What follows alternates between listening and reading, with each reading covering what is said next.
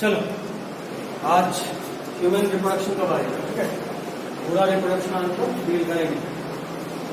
आज के क्लास के नोटिस में हम लिख भी दिए थे, नॉर्मली तो क्लास 10:30 तक ऑफ करेंगे, बट अगर स्टैंड करना हुआ तो इस चैप्टर को खत्म करने के लिए 11 तक ले जाएंगे। बट हम जिस तैयारी के साथ आए हैं, पूरा विश्वास है कि चैप्टर खत्म हो जाएगा, एक आध चैप्टर शुरू भी हो जाएगा। दिमाग का बत्ती जला के रखिएगा, और इस चैप्टर में आपको बहुत सारा कुछ नया मिलेगा।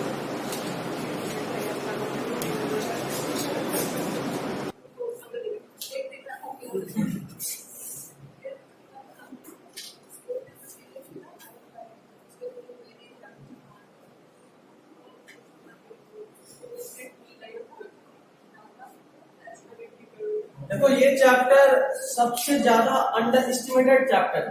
लोगों को लगता है कि यार हो जाएगा, आसान है ना, और इसीलिए चैप्टर डुबाता है। जिन लोगों को भी आगे बायोलॉजी लेना, आप जान लीजिए ये एक ऐसा चैप्टर है जिसके बिना बायोलॉजी का कोई चैप्टर कंप्लीट नहीं है। आप कुछ भी पढ़ रहे हैं, आप ह्यूमन पढ़ रहे हो, वहां रिप्रोडक्शन पढ़ना है, बैक्टीरिया पढ़ रहे हो, वहां रिप्रोडक्शन पढ़ना है, प्लांट पढ़ रहे हो, प्लांट रिप्रोडक्शन पढ़ना है। आप जो कुछ भी पढ़ोगे बिना रिप्रोडक्शन के वो अधूरा है। बायोलॉजी या जीवन का आधार ही रिप्रोडक्शन, बिना इसके लाइफ ही नहीं होगा। तो बिना लाइफ ही नहीं होगा तो लाइफ साइंस कहां से होगा? बायोलॉजी लाइफ साइंस है, तो बिना रिप्रोडक्शन के अगर लाइफ नहीं हो सकता तो लाइफ साइंस होने का तो कोई चांस ही नहीं होता।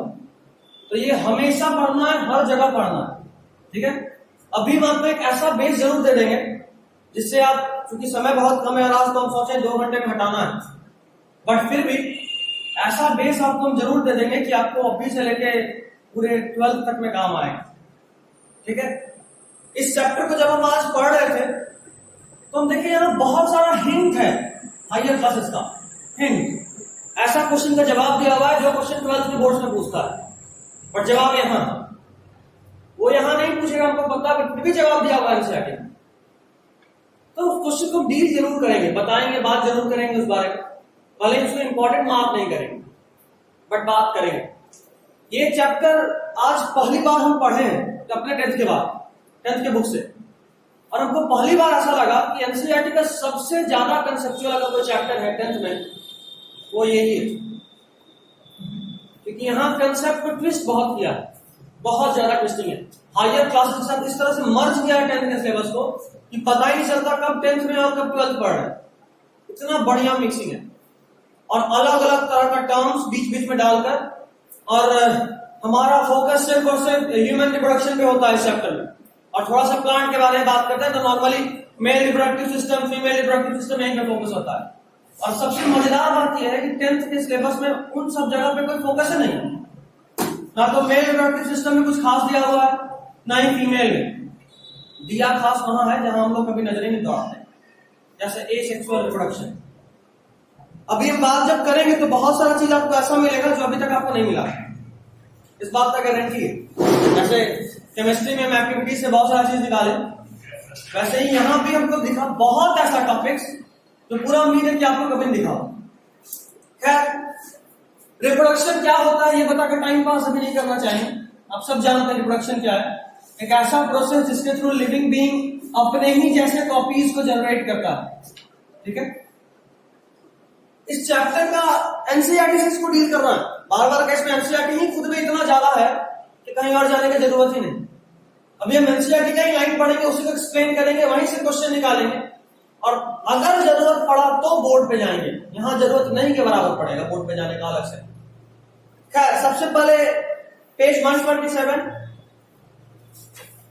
एक हेडिंग आपको दिख रहा है 8.1, do organisms create exact copies of themselves. ये खुद में एक क्वेश्चन है, बट फर्स्ट पैराग्राफ में किसी और क्वेश्चन का आंसर दिया हुआ है। Page number 133, question number 5।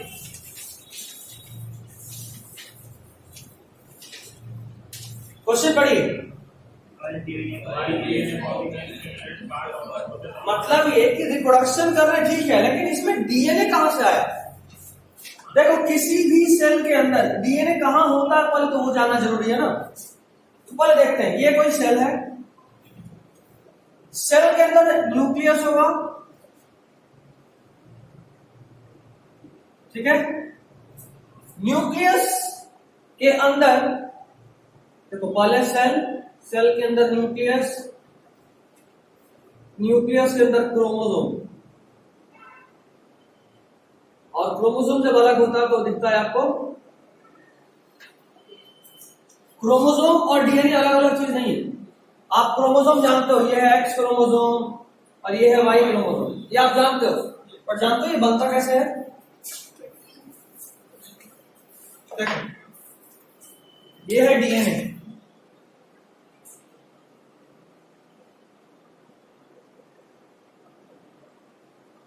DNA का लेंथ कितना होता है, किसी को कोई आइडिया है? अप्रोक्सीमेट लेंथ,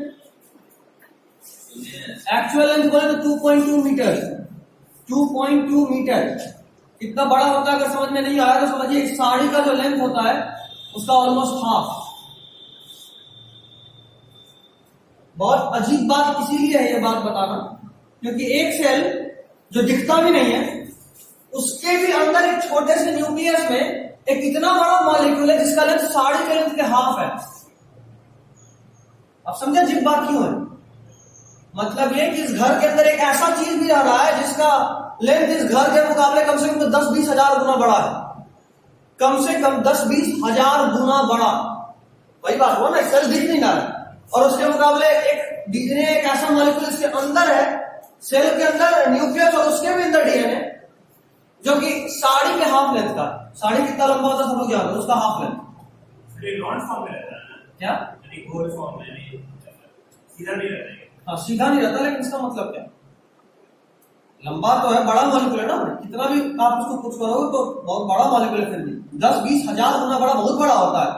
तो 1-8 फीट का ऊपर जो थोड़ा ना मोड़ घुसा ली, मतलब बहुत बड़ा चीज है। उसके लिए क्या करता है, डीएनए के अंदर फोल्डिंग होता है। साड़ी जो इतना लंबा है उसको कभी फोल्ड होते हुए देखे ही हो? कभी क्या, जरूर देखे होंगे। साड़ी इतना बड़ा, उसको पहले एक बार फोल्ड किए, फिर दोबारा किए, फिर दोबारा किए, फिर दोबारा किए, मतलब फोल्डिंग के ऊपर दोबारा फोल्डिंग, है ना? वैसा ही डीएनए में होता है। डीएनए जो इतना लंबा मॉलिक्यूल है, यहां से फोल्ड होगा और हाफ, समझे? उस हाफ से फिर फोल्ड होगा, फिर हाफ, फिर फोल्ड होगा, फिर हाफ, ऐसे करके।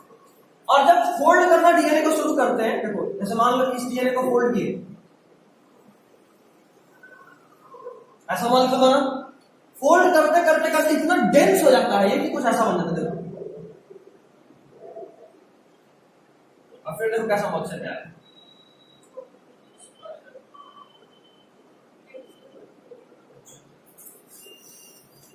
इसको ध्यान से देखो, कौन सा शेप है ये? एक्स। देख रहे हो, ये वाला चीज और क्वाइट होगा तो ये भी बंदों की तरह में आ जाएगा, समझे? डीएनए और क्रोमोसोम अलग अलग चीज नहीं है एक्चुअली। डीएनए जब फोल्ड होता है, मतलब इतना लंबा साड़ी जब फोल्ड करते हो तो स्क्वायर शेप में आ जाता है। समझो वो स्क्वायर शेप में क्रोमोसोम है और वो लंबा वाला साड़ी जब तक वो अनफोल्डेड था वो डीएनए है। तो साड़ी को फोल्ड कर देने पे क्या उसका केमिकल इससे बदल जाएगा? चीज तो वही रहेगा ना, डीएनए ही क्रोमोसोम है, कुछ अंतर नहीं। चलिए अगर यहां तक समझ गए तो आप ये सब लोग जानते हैं कि जब भी सेक्स डिटर्मिनेशन या कोई भी प्रॉपर्टीज का बात हो तो क्रोमोसोम का हम लोग बात करते हैं। आप लोग हेरिडिटी तो पढ़ चुके हैं, क्रोमोसोम का बात करते हैं। मतलब अगर हम क्रोमोसोम का बात करें तो एक्चुअली किसका बात कर रहे हैं? डीएनए का, क्योंकि क्रोमोसोम और डीएनए अलग अलग चीज नहीं है। Super coiled DNA forms the chromosome. DNA पे कॉइलिंग हुआ और कॉइलिंग हुआ और कॉइलिंग, उसको बोलते हैं super coiling. Super coiling of DNA forms the chromosome. ठीक है अंदर? चलिए अगर ये भी ठीक है तो अब बात आता है कि आखिर डीएनए कॉपी ही क्यों करते हैं? रिप्रोडक्शन में डीएनए कॉपी क्यों करते हैं? इसके लिए जब कभी बेसिक क्लास होता तो हम बहुत या हेरिडिटी भी पढ़ाते हैं, तो हम एक कंप्यूटर का एग्जांपल लेते हैं, नोटपैड। नोटपैड में HTML का कोडिंग का एग्जांपल लेते हैं। खैर अभी तो उतना टाइम नहीं है, बट सिंपली बताएं, डीएनए एक्चुअली हमारे लाइफ का ब्लूप्रिंट है। डीएनए हमारे लाइफ का ब्लूप्रिंट है।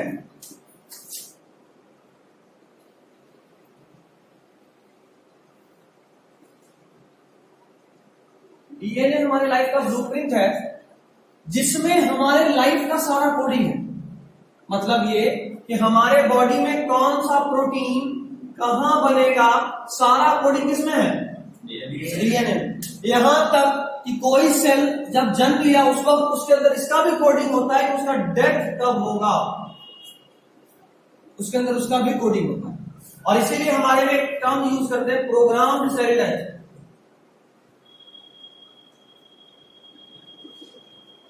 हमारे में प्रोग्राम सेल डेथ होता है, सेल के अंदर पहले से प्रोग्रामिंग होता है कि उसका डेथ कब होना है, ठीक है। तो चूंकि डीएनए में सारा चीज है, मतलब ये कि जब आपका सेल बन रहा था तो आपके सेल के डीएनए में सारा कोडिंग था कि आपके बॉडी में कौन सा प्रोटीन कहां पे और कितने अमाउंट में बनेगा। तभी तो आप सबका एक कैरेक्टरिस्टिक फेस है, सब लोग सब तो ह्यूमन से, बट क्या एग्जैक्टली सिमिलर है क्या? डिफरेंसेस आ गया। डिफरेंस कहां से आया? इसी कोडिंग से तो आया। यही कोडिंग सारे के अंदर अलग अलग, ये अंतर बहुत ज्यादा नहीं है, ऑलमोस्ट 0.1% भी नहीं, 0.01% ही अंतर होगा हम सब में, 0.01%। बहुत ज्यादा बहुत कम है, 0.01% अंतर है हम सब में। बहुत थोड़ा सा अंतर है हमारे डीएनए की कोडिंग, बहुत थोड़ा सा, 1% भी नहीं। फिर भी हमारे अंदर चेंज कितना ज्यादा है? बहुत ज्यादा। मतलब ये कि डीएनए का एक एक कोडिंग हमारे बॉडी में ड्रास्टिक चेंज ला सकता है। 0.01% का चेंज हम सबको इतना डिफरेंट बना दिया है ना। तो हमारे डीएनए का एक एक कोडिंग बहुत ड्रास्टिक चेंज ला सकता है। अच्छा, डीएनए का कोडिंग होता कहां है, ये समझ गए? डीएनए का कोडिंग होता कहां है? देखो, जब आप डीएनए ड्रॉ करते हो तो आप डीएनए में दो स्ट्रैंड ड्रॉ कर रहे हो। देखो, एक स्ट्रैंड और एक और स्ट्रैंड, दो स्ट्रैंड। डीएनए के दो स्ट्रैंड के बीच में देखो इस तरह का लाइन ड्रॉ करते हैं, देख रहे हो? ये लाइन एक्चुअली में बॉन्ड है। ये क्या है? बॉन्ड। आप जानते हो किस तरह का बॉन्ड है? Hydrogen bond. अभी जो बताइए 12th का है, बहुत कुछ अभी एक्स्ट्रा बताएं, बट इस चीज को समझने के लिए जरूरी है। देखो यहां पे ना मॉलिक्यूल्स होता है, A T C G A T P A G C, इस तरह से करके पूरा डीएनए में सिर्फ 4 मॉलिक्यूल होता है। कौन कौन? ए टी सी जी। अच्छा, पता है ये जो ए है ना, ये वही एटीपी वाला ए है, एडिनोसिन। याद करो, हम बोले थे एटीपी में जो ए है एडिनोसिन है वो डीएनए का मॉलिक्यूल है, यही वाला है, समझे? एटीसी। अच्छा, एटीसीजी हम याद इसलिए कराए क्योंकि ये रूल फिक्स है, ए हमेशा टी के साथ जुड़ेगा और सी हमेशा जी के साथ जुड़ेगा, रूल फिक्स है। मतलब अगर हम यहाँ जी लिख दें तो यहाँ क्या आएगा? सी। अगर यहाँ सी लिख दे तो यहाँ जी। अच्छा, अगर यहाँ हम टी लिख दे तो यहाँ ए। समझ गए बात? अब देखो ये जो कोडिंग है ना, यही सीक्वेंस डीएनए का कोडिंग है। और इसी पर डिपेंड करता है कि हमारे बॉडी में कौन सा प्रोटीन कहां बनेगा, सारा कुछ। पूरे लाइफ का कोडिंग इसी एटीसीजी 4 अक्षर से होता है हमारे पूरे लाइफ का कोडिंग। तो बोलो सर, अगर सब में एटीसीजी ही होता तो फिर डिफरेंस कैसे आया, है ना? अगर हम जितने भी हैं सबके अंदर यही 4 कोडिंग है, एटीसी और जी, तो फिर डिफरेंस क्यों आया? डिफरेंस ऐसे देखो, हम मान लो मेरे अंदर ए टी है, उसके बाद सी जी है, और किसी और के अंदर पहले ए टी तो है लेकिन उसके बाद दोबारा से ए टी ही है, हो गया चेंज। देख लो, ए टी के बाद सी जी एक डीएनए में और ए टी के बाद ए टी ही दूसरे डीएनए में। ये पैटर्न चेंज होता है, ना कि ये 4 मॉलिक्यूल। समझे? पूरा लाइफ का कोडिंग। चलिए, यहां तक सब कुछ ठीक है। तुमको पता है, अगर सिर्फ इसको बोलते हैं स्ट्रैंड, एक को बोल रहे हैं ए टी वाला, ये जो ग्रीन दिखा है ना, इसको बोलते हैं स्ट्रैंड। अगर ह्यूमन में एक स्ट्रैंड आरबीसी का चेंज हो जाए तो एक जबरदस्त बीमारी है, जिसका नाम है सिकल सेल अनीमिया। शायद कभी सुने हो या नहीं भी सुनते हो सकते हो। सिकल सेल एनीमिया, आरबीसी का सेल नॉर्मली हमारे में बाइकनकेव होता है, बट इस बीमारी में सिकल सेल का हो जाता है। सिकल मतलब हंसुआ, देखे कभी? हंसुआ किसी का, क्रिसेंट सेल, ठीक है? और उससे क्या होता है, क्योंकि हमारा आरबीसी बाइकनकेव है तो ज्यादा ऑक्सीजन कैरी कर सकता है, ज्यादा बड़ा है ना गोल, ज्यादा ऑक्सीजन कैरी करेगा। बट अगर इस देखो ऐसा आरबीसी ज्यादा ऑक्सीजन कैरी करेगा, ऐसा आरबीसी कम ऑक्सीजन कैरी करेगा। समझ में आ रहा? तो जिसका आरबीसी ऐसा हो जाए उसके बॉडी में ऑक्सीजन कम मिलेगा तो थोड़ा कमजोर हो जाएगा, है ना, ज्यादा एक्टिव नहीं रहेगा, थोड़ा दूर दौड़ेगा खेलेगा तुरंत कांपने लगेगा।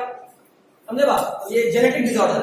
एक स्ट्रैंड सिर्फ एक बदल जाए तो ऐसा हो जाता, सोचो इतना इंपॉर्टेंट है ये सारा स्ट्रैंड्स, इनका सीक्वेंस। ठीक है, सर कोई इलाज नहीं है जेनेटिक बीमारी का कोई इलाज नहीं। बताएं,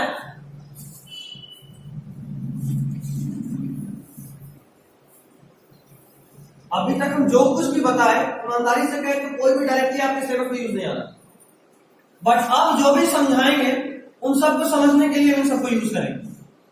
जैसे अभी क्वेश्चन क्या था, डीएनए कॉपिंग रिप्रोडक्शन के लिए क्यों जरूरी है ना, यही क्वेश्चन था ना। चलिए आ जाइए 8.1 first paragraph third line, reproduction लिख रहा है। 8.1 first paragraph third line, reproduction 10 reproduction है, तो रिप्रोडक्शन से अंडरलाइन कीजिए। फर्स्ट पॉइंट लिखिएगा, पॉइंट वाइज क्योंकि हमको आंसर लिखना है ना। तो first point, reproduction at its most basic level will involve making copies of the blueprint of body design. ठीक है, अभी देखो ब्लूप्रिंट मतलब डीएनए, हमारे बॉडी का ब्लूप्रिंट क्या था, डीएनए। तो जब तक बॉडी डिजाइन नहीं पता होगा, जैसे मान लो हम जाइगोट के अंदर, जाइगोट एक सेल है, उसके अंदर हम बॉडी डिजाइन डाले मतलब डीएनए डाले, तभी तो वो जाइगोट उस शेप का बॉडी बनाया। मान लो जाइगोट के अंदर हम छिपकली का डीएनए डाले, तो कोडिंग किसका आता, छिपकली का, तो वो ही जाइगोट का सेल छिपकली में कन्वर्ट हो जाता, समझे। इसीलिए जरूरी है डीएनए। जाइगोट चूंकि एक सेल, उसको बताना है कि आपको किस तरह का बॉडी बनाना है, उसके लिए आपको नक्शा देना पड़ेगा ना। घर बनाने से पहले ठेकेदार को नक्शा मिलता है, देख भाई हमको ऐसा घर चाहिए, तो जाइगोट समझो वो ठेकेदार है और डीएनए वो नक्शा है, आपको वो नक्शा देना होगा, समझे। मतलब मान लो ह्यूमन का ही जाइगोट आप निकाले और उसके अंदर छिपकली का डीएनए डाले तो एग्जैक्टली छिपकली बनेगी, कोई चेंज नहीं होगा। इसीलिए डीएनए कॉपिंग जरूरी है, क्योंकि जाइगोट को बताना पड़ता है आपको कैसा बॉडी बनाना है। पहला पॉइंट, बेसिक लेवल पे तो आपको पहले ब्लूप्रिंट देना पड़ेगा, इसलिए डीएनए कॉपिंग जरूरी है। दूसरा पॉइंट, उसके बाद वाला पॉइंट, नेक्स्ट लाइन लिखना, chromosome in the nucleus of a cell, मिला। दूसरा point, chromosome in the nucleus of a cell contains information for inheritance of features from parents to next generation in the form of DNA molecule, मिला। अभी बात तो की है कि DNA के अंदर सारा इंफॉर्मेशन होता है, वही सारा इंफॉर्मेशन को पास आउट करना पड़ेगा नेक्स्ट जनरेशन तक, तभी जाके वैसा बॉडी बनेगा और वो सब फीचर्स आएगा जो आपके पेरेंट्स में था। यहां तक ठीक है। Next point, the DNA in the cell nucleus is the information source for making proteins, मिला। कंटिन्यू में रहिएगा, if the information is changed, different proteins will be made, different proteins will eventually lead to altered body design, मिला। चलिए तीसरा point था, और उसके बाद का पॉइंट कंक्लूजन के फॉर्म में लिखना है। Therefore, a basic event of reproduction is the creation of DNA copy। उस क्वेश्चन का आंसर मिल गया। अब देखो जो कुछ भी समझाए थे उसको रिलेट करके एक बार रीड करो, देखो सब कैसे क्रिस्टल क्लियर होगा। जो सिकल सेल एनीमिया बताए उसको तीसरा पॉइंट में रिलेट करो। अगर स्ट्रैंड में थोड़ा सा भी चेंज हुआ तब डीएनए का इंफॉर्मेशन, प्रोटीन का इंफॉर्मेशन सोर्स बदल जाएगा, और अगर प्रोटीन का इंफॉर्मेशन सोर्स बदला तो बॉडी डिजाइन बदलेगा। जैसे अगर हम बताएं कि एक स्ट्रैंड चेंज किए तो उसका सोर्स मान लो आरबीसी का था, तो आरबीसी का डिजाइन बदल गया बाय कंकेट से सिकल से। बस इसी बारे में बात कर रहे थे हम लोग। कोई दिक्कत है ये सब? जो एनिमल मतलब डिफरेंट स्पीशीज के बीच में से जो दर्शाया जाता है तो इसी डीएनए मतलब क्रोमोसोम और देखो कोई भी डिफरेंट स्पीशीज पल तो नेचुरली मेटिंग नहीं करेगा। आप उसका डीएनए निकाल कर सकते हो चेंज, तो हाँ बिल्कुल, लेकिन एक्चुअली में वो डीएनए ऐसे फ्यूज नहीं करता है। बॉडी या नेचुरली सेल बहुत अच्छे तरीके से तैयार होता है इस बात को रोकने के लिए कि किसी दूसरे स्पीशीज के साथ फ्यूजन ना हो जाए। ठीक है, वो बायोटेक में करते हैं, डीएनए को काटते हैं और नया डीएनए चिपकाते हैं, काट कर चिपकाते हैं, ना कि फ्यूजन करा के रिप्रोडक्शन कराते नहीं। डीएनए निकाले, उसको काटे और फिर दूसरा डीएनए चिपका दिए, एक्चुअली यही करते हैं। मॉलिक्यूलर सीजर से काटते हैं और फिर मॉलिक्यूलर ग्लू से चिपकाते हैं। क्लास 12 में अगर बायोटेक पढ़ोगे तो मिलेगा, क्लास 12 से पढ़ना। हम लोग अलग अलग तरह का चीज पढ़ेंगे, बायोटेक्नोलॉजी।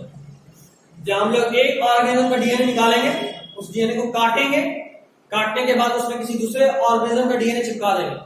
जैसे हम बताए थे, याद है, ऑर्गन ट्रांसप्लांट के लिए पिग को यूज करते हैं, यही तो करते हैं, पिग के अंदर अपना डीएनए जाकर चिपका देते हैं।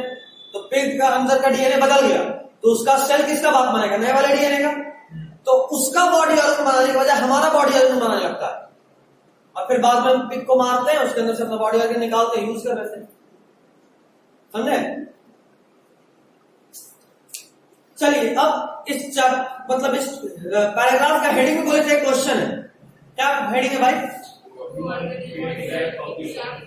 मतलब ये कि क्या हम सब जो भी रिप्रोड्यूस करते हैं और हमारा जो ऑफस्प्रिंग बनता है, क्या वो हमारा एग्जैक्ट कॉपी होता है? चलिए page number 128 second paragraph, question लिख लीजिए पहले तो। 128 उस पेज में नहीं था विभूति, यही मिटा दी। 128 सेकंड पैराग्राफ, क्वेश्चन लिख लीजिए पहले तो same. Do organisms create exact copies of themselves?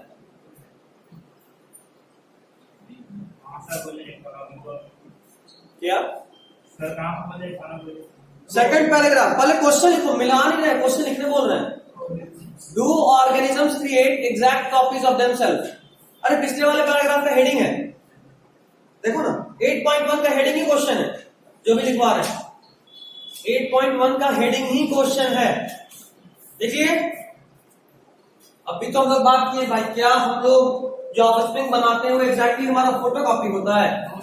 जवाब हम सबको पता है, क्या नहीं?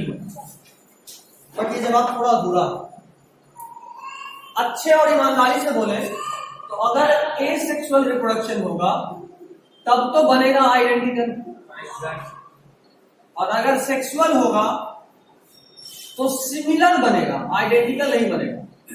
देखो सिमिलर और आइडेंटिकल में बहुत बड़ा फर्क है। हम लोग अपने पेरेंट्स के सिमिलर हैं, मम्मी पापा की तरह दिखते हैं, एग्जैक्टली उनके फोटोकॉपी नहीं है ना, तो we are similar to our parents, not identical. जबकि अगर कोई जुड़वा होता है भाई या बहन तो वो आइडेंटिकल होता है, एग्जैक्टली सिमिलर। हम लोग अपने भाई बहन के क्या एग्जैक्टली सिमिलर है? नहीं, सिमिलर है सर, आइडेंटिकल नहीं। इसलिए बोले सेक्सुअल रिप्रोडक्शन में आइडेंटिकल, सेक्सुअल रिप्रोडक्शन में सिमिलर, और दोनों में डिफरेंस है। शब्द से लग रहा है same, but identical and similar are no same thing, difference है there. Similar means just like it, same, not same to same. Same और सेम टू सेम में डिफरेंस है। Identical means exactly similar, same to same, photocopy. समझे? चलिए इसका answer लिखिए, second paragraph third line, second paragraph third line, no biochemical reaction is absolutely reliable. मिला? मतलब ये कि बायोलॉजी में कोई भी काम एग्जैक्टली सही तरीके से नहीं हो सकता, कुछ ना कुछ गलती हो जाता है। वापस बोल रहा हूं, रुक जाना, समझते भी चलेंगे। वापस बोल रहा हूं, बायोलॉजी में कोई भी काम एग्जैक्टली सेम टू सेम नहीं हो सकता, कुछ चेंज तो होगा। और यहां पे एक बहुत जबरदस्त सवाल आ रहा है, अगर कुछ चेंज होगा तो ऐसे भी तो सोचो, मतलब डीएनए कॉपी में भी कुछ गड़बड़ी होगा, मतलब डीएनए कॉपी में भी हर बार कुछ ना कुछ चेंज होगा, और अगर चेंज होगा तो क्या असर पड़ता है हम लोग देख चुके हैं, है ना। डीएनए के स्ट्रैंड में एक चेंज से आरबीसी का से बदल गया था, और हम बोल रहे हैं कि हर बार जब हम रिप्रोड्यूस करते हैं, हर बार जब डीएनए कॉपी होता है हमारे बॉडी में, तो कुछ ना कुछ चेंज होता है।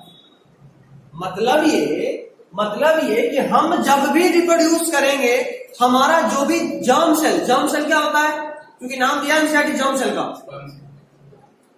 हमारे पूरे बॉडी में दो तरह का सेल होता है, एक होता है सोमैटिक सेल, एक होता है जर्म सेल। पूरे बॉडी में सिर्फ दो तरह का सेल, एक सोमैटिक सेल और एक जर्म सेल। जो सेल रिप्रोडक्शन का एबिलिटी रखता हो, रिप्रोडक्शन मतलब पूरे बॉडी को रिप्रोड्यूस करने का एबिलिटी, उसको बोलते हैं जर्म सेल। और बाकी सारे सेल क्या बोलते हैं? Somatic cell. मतलब आपके गाल पे कौन सा सेल है, जर्म या सोमैटिक? सोमैटिक, क्योंकि वो रिप्रोड्यूस नहीं कर सकता। जर्म सेल सिर्फ दो होते हैं। मेल के केस में बात करें तो स्पर्म, फीमेल के केस में बात करें तो ओवरीज। ये है जर्म सेल, समझे? तो मतलब ये कि हमारे बॉडी में जब भी एग या स्पर्म बन रहा है तो डीएनए कॉपी तो हो रहा होगा, और जब भी डीएनए कॉपी हो रहा होगा तो उस जर्म सेल में डीएनए एग्जैक्टली मेरे बॉडी के डीएनए ऐसा है क्या? नहीं, स्लाइट ही सही, बट चेंज है, डिफरेंस है। समझ रहे हो बात? और इसी डिफरेंस की वजह से हम अपने पेरेंट्स से एग्जैक्टली सिमिलर नहीं है। यहीं से डिफरेंस क्रिएट होता है। देखो नॉर्मली ये लगता है कि हम में से जिसका भी जन्म हुआ, सेक्सुअल रिप्रोडक्शन के हम जो भी प्रोडक्ट हैं, हम में वही कैरेक्टर्स होगा जो या तो मेरी मम्मी में है या जो मेरे पापा में है। यही लगता है ना, क्योंकि फादर से स्पर्म आया होगा, मदर से एग आया, तो फादर का डीएनए और मदर का डीएनए दोनों मिलकर हम बने हैं। मतलब हमारे अंदर सिर्फ वही कैरेक्टर होगा जो या तो मेरी माँ में है या मेरे पापा में है। बट ऐसा नहीं है, हमारे अंदर कुछ नया भी होता है जो ना तो मेरे पापा में था और ना ही मेरी माँ में था। अब ये कैसे आया? देखो ये है X mother and Y father. अगर हम अपने केस में बात करें, अगर ये डीएनए आ रहा है, अगर इधर से और इधर से डीएनए आ रहा है, इनका जो एग के थ्रू डीएनए आया था वो क्या एग्जैक्टली इनके बॉडी वाला था? नहीं, कुछ चेंज था। अच्छा, कुछ चेंज मतलब कुछ नया यहां आ गया जो इनमें नहीं था। वैसा ही कुछ यहां भी हुआ। यहां पे भी जो स्पर्म में डीएनए आ रहा है वो एग्जैक्टली क्या इनके बॉडी वाला था? नहीं, कुछ चेंज था। मतलब कुछ कैरेक्टर फादर से भी आया तो उनमें नहीं था, लेकिन इस स्पर्म में है। और अगर इन दोनों के फ्यूजन से हम बने तो मेरे अंदर इनका वाला गुण तो होगा, इनका वाला भी गुण होगा, बट कुछ चेंज भी तो होगा। समझे बात? मतलब ये कि हम सबके अंदर सेक्सुअल रिप्रोडक्शन के जितने भी प्रोडक्ट्स हैं उन सभी के अंदर सिर्फ वही कैरेक्टर्स नहीं होते जो उनके मदर और फादर में हो। कुछ नया भी बनता है जो हर जनरेशन में बनता है। सिर्फ ऐसा नहीं कि सिर्फ हम में बन गया गलती से, नहीं, हर जनरेशन में बनता है। और उसका कारण ये चेंज है। और ये चेंज क्यों आया? क्योंकि कोई भी बायोलॉजिकल रिएक्शन कभी परफेक्ट नहीं होता। यहां तक समझे? चलिए नेक्स्ट पॉइंट। उम्मीद करते हैं अभी तक का सबसे बेस्ट क्लास लग रहा होगा। खैर चलो अगला सेकंड पॉइंट। चूंकि कोई भी बायोलॉजिकल रिएक्शन एब्सोल्युटली रिलायबल नहीं है, इसके लिए नेक्स्ट पॉइंट लिख रहे हैं, it is only be expected that the process of copying the DNA will have some variations each time. मिला दूसरा पॉइंट? राइट, चला सकते हो, हर बार कुछ ना कुछ चेंज आएगा। Variation means change, variation means change, something different. देखो इसलिए हम बोलते हैं जेनेटिक्स का बेस रिप्रोडक्शन है। देखो अब जो कुछ भी यूज कर रहे हैं, जो कुछ भी समझा रहे हैं, तो जेनेटिक्स का बेस है। आप सब जेनेटिक्स पढ़ चुके हो, वहां मेंडेलियन जेनेटिक्स में आप देख लो चेंज कैसे आता है ना। और देखो सबका बेस यहां छुपा हुआ है।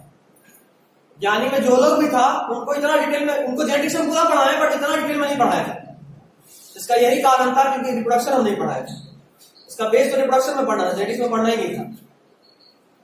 खैर चलो third point, as a result the DNA copies will be similar but may not be identical to the original। मिला? Yes sir। और अब एकदम से लास्ट लाइन में चले जाइए। This inbuilt tendency for variation during reproduction is the basis for evolution। मिला? Yes sir। बस इतना ही, 4 पॉइंट। चेंज होते हैं ना, चेंज ऐसे ही होता। सोचो जरा, सोचो इधर देखो, जेनेटिक्स का भी बेस तैयार कर ही देते हैं। मान लो ये चिंपैंजी और ये चिंपैंजी अगर होता, चिंपैंजी के केस में बात करते, मतलब जितनी बार वो रिप्रोड्यूस करता हर बार कुछ ना कुछ चेंज होता। और ऐसा ही चेंज मिलियंस ऑफ ईयर होता रहा। और वही सब चेंज होते होते होते होते चिंपैंजी से एक बार कुछ ह्यूमंस लाइफ बना था। चिंपैंजी से इंसान आज सब लोग जानता है, बट क्यों और कैसे बना उसका देखो यही जवाब है। चिंपैंजी में हर जनरेशन में कुछ ना कुछ चेंज आता गया, और जनरेशन बाय जनरेशन वो चेंज इतना बड़ा हो गया कि कुछ ह्यूमन की तरह बन गया।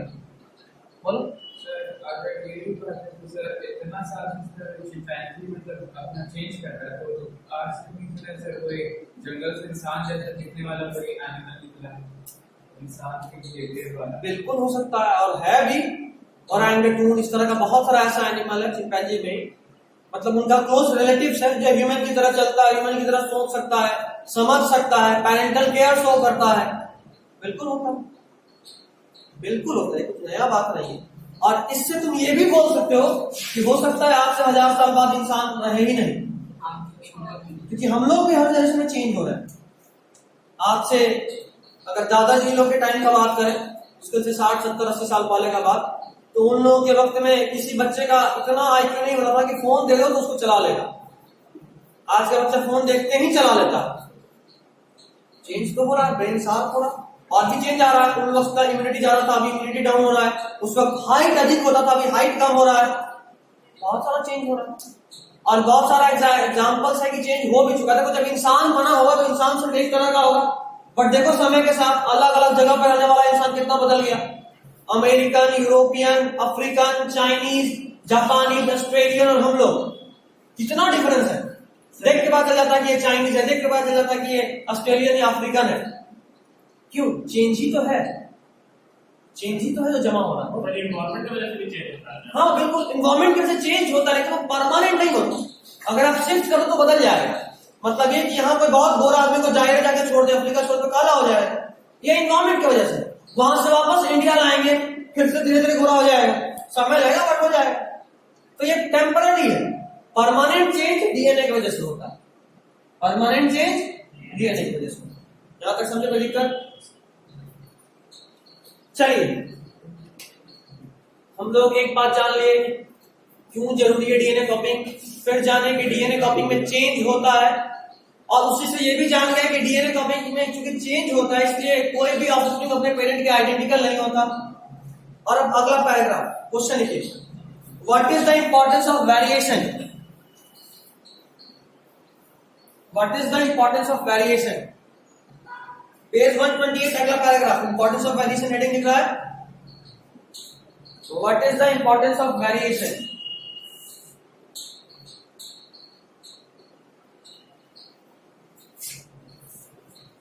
देखिए, देखो अभी तक हम लोग डीएनए कॉपी होता जान रहे हैं, चेंज होता है जान रहे हैं, लेकिन उस चेंज का कुछ फायदा भी है। क्या फायदा है? चेंज को ही वेरिएशन बोल रहे हैं, बार बार एक बार और बता चुके, दोबारा बोल रहे हैं।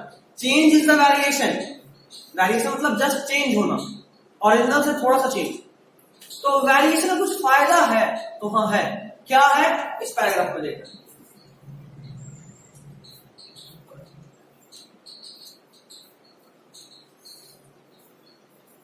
चलिए, इस पैराग्राफ का फर्स्ट लाइन देखो, बहुत सारा ऐसा टर्म है जो हम पहले भी बोले कि जो 12th का है, बट यहाँ हिंट दिया है, हम उस पर ज्यादा डिटेल में अभी नहीं जा सकते, ना ही पूछेगा और ना ही जा सकते। एनसीईआरटी में तुमको समझाना चाहिए था कायदे से, अगर हम क्लास 9 में पढ़ा रहे होते तो।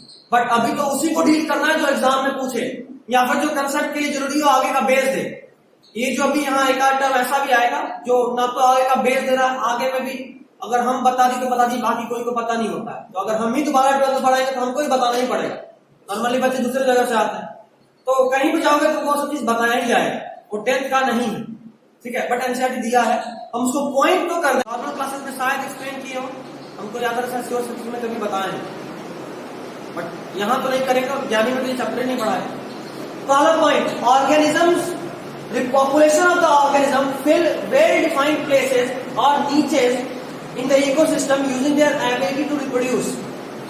मेरा पहला पॉइंट, इसमें एक टर्म है niches, ये हम श्योर प्रोसेस में समझाए थे, बट अभी नहीं समझाने वाले। बस ये जान लो कि कोई भी ऑर्गेनिज्म का जो किसी इकोसिस्टम में स्पेस है उसको उसका नीच बोलते हैं। स्पेस सिर्फ रहने का जगह, जैसे मान लो हम ये एक इकोसिस्टम और हम यहाँ खड़े हैं, तो सिर्फ नीच मेरे इस जगह को नहीं बोलेंगे जिसको हम छेके हुए हैं। नीच मेरा फंक्शनल रोल भी है, मेरा स्ट्रक्चरल एंड फंक्शनल रोल। मतलब तुम्हारी जगह पे कोई अगर मेरी जगह पे आके खड़ा हो गया, इसका मतलब यही नहीं कि तुम आकर मेरे नीच को कवर अप कर ली, नहीं।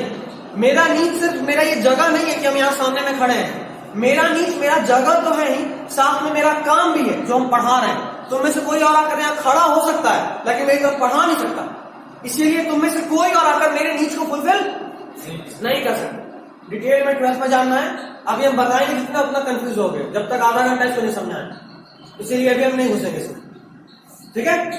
अभी जो बोले उसको एज वर्ड याद रख लो, structural and functional role of an organism in the ecosystem is called its niche. Structural and functional, structural हम जो खड़े जगह छेक रहे हैं, स्ट्रक्चरल, फंक्शनल जो हम काम के थ्रू एक रोल प्ले कर रहे हैं किसी इकोसिस्टम में, ये मेरा नीच है। एनसीईआरटी इसको सिंप्लीफाई भी कर दिया है और लिखा है, population of the organisms fill well defined places. Well defined places को ही और करके नीचे लिखा है। तो एनसीईआरटी समझाने का भी कोशिश किया, बट इतना में समझ में नहीं आएगा, गलत कोशिश था।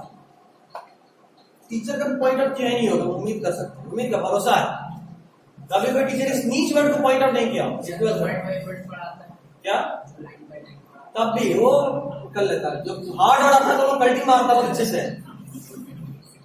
हम टीचर लोग को देखिए लाइन बाय लाइन पढ़ाते वालों को, नॉर्मली लाइन बाय लाइन पढ़ा रहे हैं, जहां कोई हार्ड वर्ड दिखा तो उसको खाली रीड की, हिंदी नहीं की, निकल ली।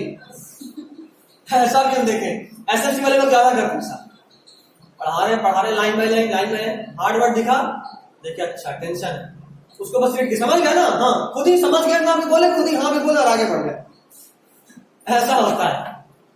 खैर, मतलब ये सिर्फ एग्जांपल के तौर पे इसको समझाना, इस लाइन को कैसे समझो। जैसे मान लो फंगस, तो फंगस का अपना रोल है। फंगस जहां कहीं भी लग रहा है वो एक जगह तो है ही, साथ में फंगस एक नीच को भी कवर अप कर रहा है। नीच को भी कवर अप कर रहा है मतलब कि फंगस का एक फंक्शनल रोल भी है ना, वो डिकम्पोज कर रहा है डेड एंटिटी ऑर्गेनिजम्स को। तो अगर फंगस को हटा के वहां पे मान लो किसी चिड़िया को बैठा दे तो जगह तो कवर अप हो गया, लेकिन चिड़िया क्या फंगस वाला वो काम कर पाएगा? नहीं। मतलब हर एक स्पीसीज का इकोसिस्टम में कोई ना कोई वेल डिफाइंड रोल है, और इसको फुलफिल करने के लिए जरूरी है कि वो ऑर्गेनिज्म रिप्रोड्यूस करके अपने जैसे ही ऑर्गेनिज्म को बनाता रहे। अगर मान लो फंगस का रिप्रोडक्शन रुक जाएगा, सारा फंगस खत्म हो जाएगा, तो फिर डिकम्पोजिशन कौन करेगा? तब तो मरा हुआ चीज हमेशा धरती पे पड़ा रहेगा, और अगर ऐसा रहा तो फिर हमारे लिए कोई जगह ही नहीं बचेगा। समझ गया बात? अच्छा, अगर मरा हुआ चीज धरती पे है और सड़ नहीं रहा है, मतलब मरा हुआ चीज के अंदर जो भी न्यूट्रिएंट्स है वो लॉक्ड है। मतलब ये कि कोई पेड़ पौधा बहुत सारा न्यूट्रिएंट लिया, लीफ बनाया, स्टेम बनाया, ये वो दिस दैट बनाया, मर गया, पेड़ गिरा हुआ है। तो पेड़ है मतलब उसके अंदर सेल है, सेल है मतलब उसके अंदर न्यूट्रिएंट्स है जो कि लॉक्ड है। जब तक वो पेड़ डिकम्पोज नहीं होगा वो न्यूट्रिएंट्स फाइल में जाएगा क्या? नहीं। तो ऐसे तो करके धीरे धीरे आपका सारा न्यूट्रिएंट ही खत्म हो जाएगा। समझे बात? इसलिए जरूरी है डिकम्पोजिशन, न्यूट्रिशन साइकिल की भी जरूरत है। नहीं तो सॉइल का सारा न्यूट्रिशन खत्म हो जाएगा और फिर कुछ बचेगा ही नहीं अगले जनरेशन के लिए, फिर कुछ फूड ही नहीं ग्रो हो पाएगा, सारा न्यूट्रिशन ही खत्म। तो क्या हम लोग बचेंगे? नहीं। मतलब इस अर्थ पे जो कुछ भी है कुछ भी बेकार नहीं। आपके जिंदा रहने के लिए हर चीज का कुछ ना कुछ रोल है। कोई भी एक चीज खत्म हो रहा है मतलब अर्थ से कुछ जा रहा है। उनको याद आ रहा सोर्स ऑफ में हम यहाँ पे एरोप्लेन का एग्जांपल दिए थे। एरोप्लेन अगर एक इकोसिस्टम है, एरोप्लेन कैसे बना होगा? बहुत सारे नट बोल्ट उसको आप कसे होंगे, है ना? ये नट बोल्ट वो स्पीसीज है। अगर एरोप्लेन एक इकोसिस्टम है तो नट बोल्ट क्या है? स्पीसीज। अब मान लो तुम एरोप्लेन का सीट का नट खोल दिए, मतलब कोई एक ऐसा स्पीसीज हटा दिए जो थोड़ा कम इंपॉर्टेंट है। एरोप्लेन के उड़ने के लिए सीट का इंपॉर्टेंस ज्यादा थोड़ा ना, बिना सीट का भी एरोप्लेन उड़ सकता है ना? तो अगर मान लो आप एक स्पीसीज, जैसे आप डोडो को हटा दिए, डोडो खत्म हो गया, एक स्पीसीज खत्म हो गया, तो उससे इकोसिस्टम को कोई खास फर्क नहीं पड़ा, है ना? इकोसिस्टम अभी भी चल रहा है, लेकिन थोड़ा वीक जरूर हो गया, थोड़ा वीक जरूर हो गया। अब मान लो कोई ऐसा होगा जो एरोप्लेन का जाके उसका विंग्स नहीं नट खोल दे, तो क्या एरोप्लेन उड़ पाएगा? नहीं। मतलब इकोसिस्टम के लिए कोई स्पीसीज ज्यादा इंपॉर्टेंट होता है, कोई कम होता है। अगर आप कम वाले को हटा रहे हो तो इकोसिस्टम वीक जरूर होता है लेकिन चलता रहता है। अगर आप स्ट्रॉन्ग वाले को हटा दिए तो पूरा इकोसिस्टम ही खत्म। मतलब ये कि अपने इकोसिस्टम से अगर हम प्लांट को हटा दें, क्या हम बचेंगे? कोई नहीं बचेगा अगर प्लांट हट गया तो। मतलब प्लांट करो वही पंख वाला है, एरोप्लेन के पंख वाला। अगर आप डोडो ऐसा को हटा रहे हो तो वीक तो हो रहा है बट चलता रहेगा। बट अगर गलती से पंख वाला हट गया, इकोसिस्टम ही गया। कैसे वर्ड हो गया? क्या कैसे वर्ड हो गया? देखो, डोडो या कोई भी ऐसा बर्ड, डोडो के साथ जब डोडो एक्सटिंक्ट हुआ ना तो उसका देखा कि कम से कम 7 से 8 प्लांट एक्सटिंक्ट हो गया। उन सब प्लांट का क्या था? उसका बीज बहुत हार्ड होता था। डोडो उसके बीज को खाती थी, वो बीज उसके डाइजेस्टिव सिस्टम में जाकर एक्सियल एक्ट करता था और उसका जो बीज का सीड कोट है ना उसको वीक कर दे रहा था। और उसके बाद जब वो सीड को एक्सक्रीट आउट करती थी तो चूंकि उसका सीड कोट एक्सियल से ब्रेक हो चुका है, अब वो सीड तुरंत ग्रो कर जा रहा था आराम से। अब डोडो खत्म तो क्या उसका बीज का जो सीड कोट है उसको कोई ब्रेक कर पाएगा? नहीं। तो क्या वो प्लांट नेचुरली ग्रो कर पाएगा? नहीं। तो वो भी खत्म हो गया। एक के साथ 6-7 गया। एक्सटिंक्शन कभी भी अकेला नहीं होता, इस इकोसिस्टम में सब एक दूसरे पे लिंक्ड है। कोई एक जानवर हटेगा तो उसके साथ कितना हटेगा आप इमेजिन भी नहीं कर सकते हो। डोडो के साथ तो 6-7 ही हटा, समझो सबसे सस्ता स्पीसीज था वो, नहीं तो कितना हटेगा आप सोच भी नहीं सकते हो। एक प्लांट को हटा तो कुछ भी नहीं बचेगा, समझ रहे हो आप? इतना भी इंपॉर्टेंट हो सकता है इकोसिस्टम के लिए कोई एक स्पीसीज। खैर, अब जितना समझाया उससे आगे का सारा पॉइंट क्लियर हो जाएगा। दूसरा पॉइंट है कि the consistency of DNA copying during reproduction is important for the maintenance of body design features that allow the organism to use that particular niche. समझ रहे बात? मतलब डीएनए कॉपिंग जब हो रहा है तो वो सही होना इसलिए भी जरूरी है क्योंकि अगर वो गलत रहा तो बॉडी डिजाइन बदल जाएगा, और अगर बॉडी डिजाइन बदल गया तो जो काम वो ऑर्गेनिज्म कर रहा था क्या वो कर पाएगा? नहीं। मतलब मान लो फंगस का डीएनए कॉपिंग हुआ और इतना चेंज हो गया कि फंगस प्लांट की तरफ पत्ता निकलना शुरू हो गया और ऑटोट्रॉपिक बन गया, तो क्या फंगस अपना डिकम्पोजिशन वाला काम कर पाएगा? नहीं। मतलब जरूरी है कि डीएनए कॉपिंग हो, थोड़ा गलती तो होगा बट मैक्सिमम चीज सेम ही रहे, क्योंकि अगर एकदम से बॉडी डिजाइन बदल जाएगा तो काम ही नहीं कर पाएगा। समझे बात? नेक्स्ट पॉइंट 4, सेकंड पैराग्राफ उसी के नीचे दिख रहा होगा। अच्छा तीसरा बोले हैं? नहीं, तीसरा लिखो। तीसरा first paragraph last line, reproduction is therefore linked to the stability of population of species. मिला? चलिए अब आ जाइए 1 2 3 4 5 6 लाइन नीचे हाउएवर दिखा, 6 लाइन नीचे हाउएवर। उसके बाद if some variations were to be present in a few individual in these population, there would be some chance for them to survive. मिला? और उसके बाद last line, variation is thus useful for the surviving of species over time. मतलब समझे?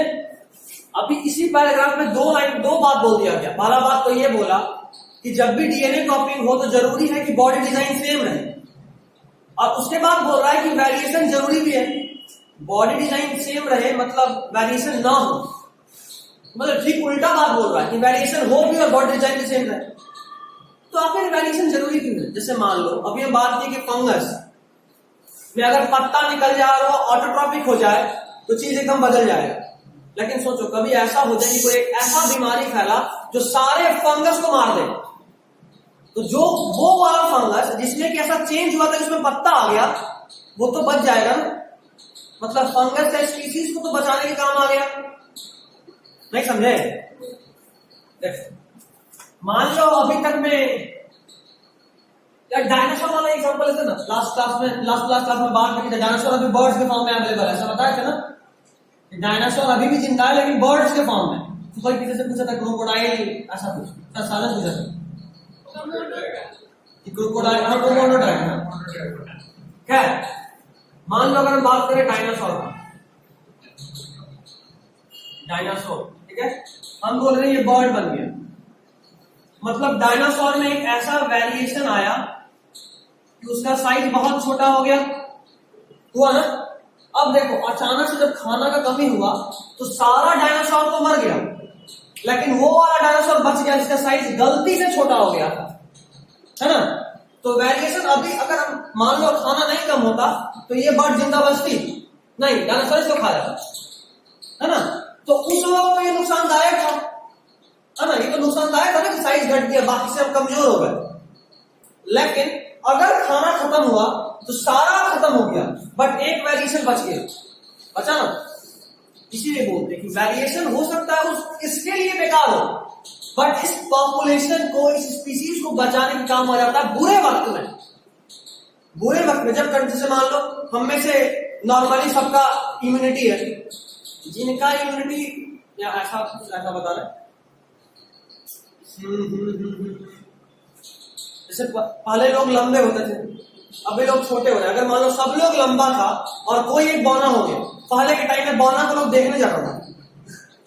Exactly बताने, बौना मतलब इतना सा हाइट, इतना सा हाइट। पहले लगभग सब लोग, हम अपने बचपन का बात करें, लगभग तो लंबा होता था। इतना हाइट का कोई मिल गया तब तो समझ लो उसको लोग देखने जाएगा स्पेशली, अच्छा कैसा दिखता देखने जाएगा।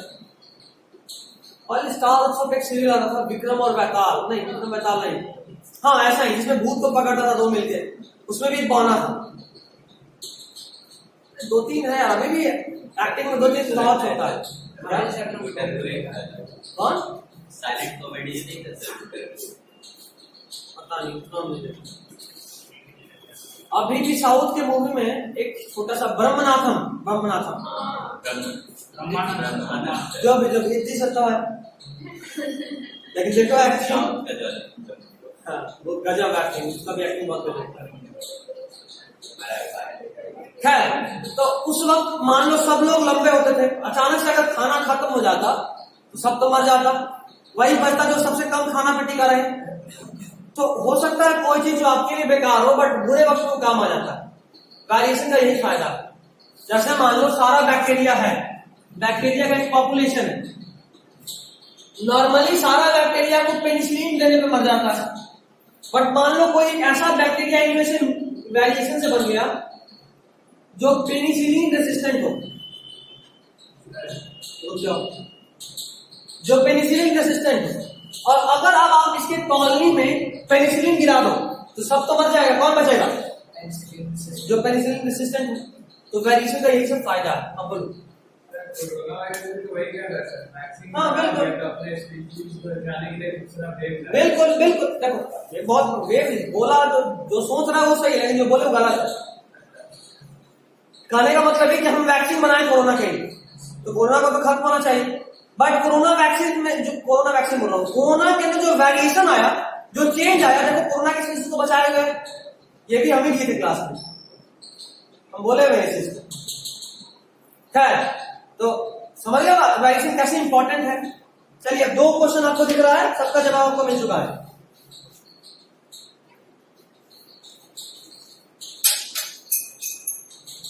देखो पेज 128 में क्वेश्चन नंबर 2 जो है, इसका भी गलती है जाइए।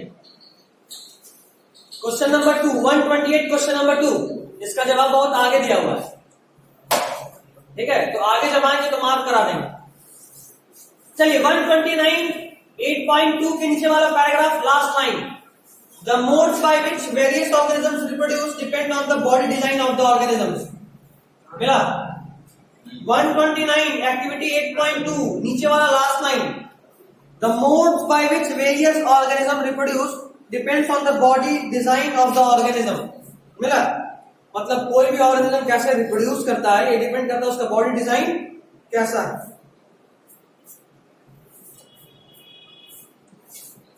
समझ गए?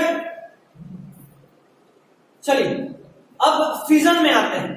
देखो अभी तक जो कुछ भी बताया बहुत अच्छे से डिटेल में घुसे, अब शुरू हो रहा है सेलेक्टिव मोड। वैसे अब यहाँ सिर्फ सेलेक्टिव मोड ही है, ज्यादा कुछ है नहीं, जो कुछ भी बोलेंगे लगभग तुम लोग ध्यान नहीं दिए होंगे। 2 चीज लिखा हुआ है इसमें। अच्छा यहाँ पे 129 में 2 डायग्राम दिख रहा है बुक में, ये नए बुक में चेंज है, पुराना वाला बुक में सिर्फ 1 डायग्राम होगा अमीबा का, नए वाले बुक में एक और लिस्मानिया ऐड किया है, ठीक है, लिस्मानिया है ना। तो अगर हम ध्यान दें तो जिनके पास पुराना बुक है, अगर किसी दोस्त के पास नया बुक है, पेज फाड़ के लेके जाएगा, कहानी खत्म।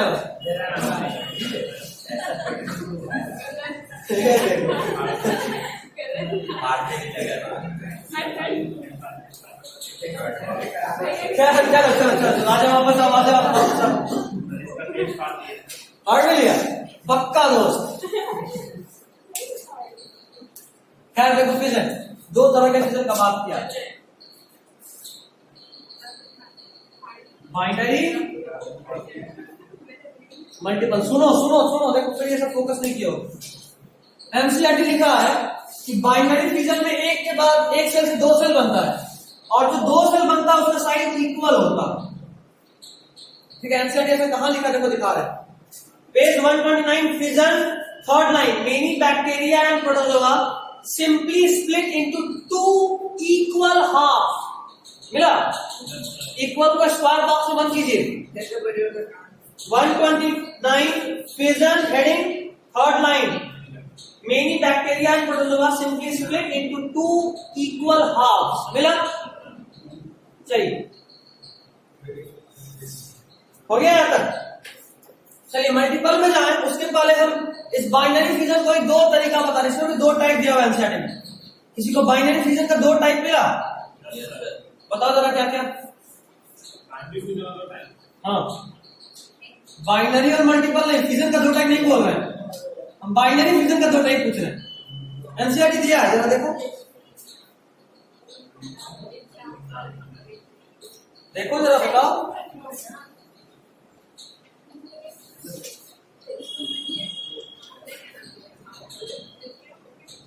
नहीं मिला, नजर और नजरिए का डिफरेंस अभी दिखाते हैं। एक टाइप ऐसा है जिसमें दो इक्वल सेल में तो डिवाइड हो रहा है, लेकिन किसी भी प्लेन से, बाय एनी प्लेन, जैसा कि अमीबा में होता है। मतलब यह कि देखो ये अमीबा है, इसको मन किया नहीं हमको रिप्रोड्यूस करना है, मुशारफ एक लाइन खींच के दिया प्लेन ऐसा स्केल से, अमीबा को चैलेंज दिया यहां से डिवाइड करके दिखा, अमीबा चुपचाप यहां से ऐसा और यहां से ऐसा डिवाइड करके दो पार्ट में कन्वर्ट हो गया। ठीक, साजन को अच्छा नहीं लगा, अमीबा मुशारफ का बात क्यों मान रहा है, धमकाया, देख बाबू मेरा बात नहीं माने तो यू विल बी स्मैश्ड। एक ऐसा लाइन खींच के दिया, बोला अब ऐसे डिवाइड हो, अमीबा बेचारा शुद्ध शाकाहारी शरीफ प्राणी, ऐसे भी डिवाइड हो गया। बस ऐसा क्या, फरहान बोला तुमको क्या समझता है, छोटा दिखते जरूर है, कम नहीं है, मेरा भी बात मानना पड़ेगा। वो ऐसा लाइन खींच के दिया, बोला ऐसे डिवाइड हो, अमीबा ऐसे भी दो इक्वल पार्ट में डिवाइड हो गया। खाना है क्या किसी को? मतलब ये कि अमीबा किसी भी तरह से, किसी भी प्लेन से, किसी भी तरह से, ऐसे बोलो ऐसे, मतलब अमीबा को जहां से मन वहां से दो पार्ट में बढ़ सकता है, उतना निकलेस बना भी सकता है। उतना नहीं, एक बार में एक का बात कर रहे हैं, या तो ये होगा या ये होगा या ये होगा, अलग अलग, एक साथ क्यों नहीं होता फुल। सर जो डिवाइड होगा, जो डिवाइड होने वाला फिंगर है वो छोटा ना होगा?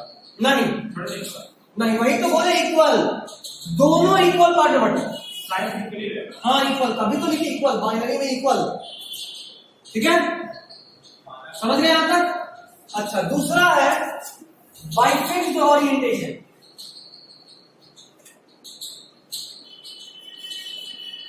जैसा इसके एग्जांपल है लिस्मानिया, देखो ध्यान से, लिस्मानिया वाला डायग्राम वहां दिखाया है एक लाइन, दिखा दो पेज नहीं पारे। लिस्मानिया वाला डायग्राम देखो, देख रहे हो वहां एकदम फिक्स लाइन दिखाया है, जब डिवाइड होगा, जैसे मान लो अगर ये लिस्मानिया है तो जब डिवाइड होगा तो ऐसा ही होगा। देखो इधर देखो, बोर्ड पे देखो, जब डिवाइड होगा तो ऐसा ही होगा।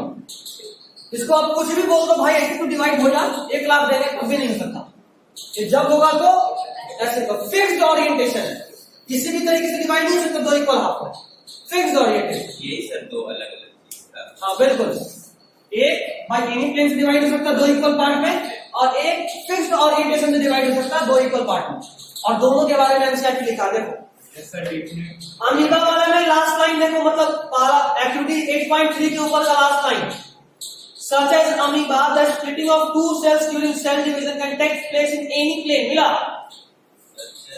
लिस्मानिया है सर, भाई एक्टिविटी 8.3 के ऊपर बोल रहे हैं। सबसे नीचे भी है ओरिएंटेड। हाँ ओरिएंटेशन वाला भी, हाँ बिल्कुल। और 129 एक्टिविटी 8.3 के नीचे वाला paragraph, last line, in such organisms binary fission text occurs in fixed orientation। मिला, दोनों एंसर लिया है। और एग्जांपल है लिस्मानिया।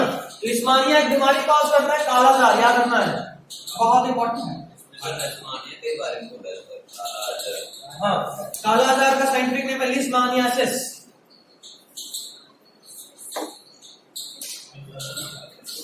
इस रोग का बहुत सारा कांड होता है।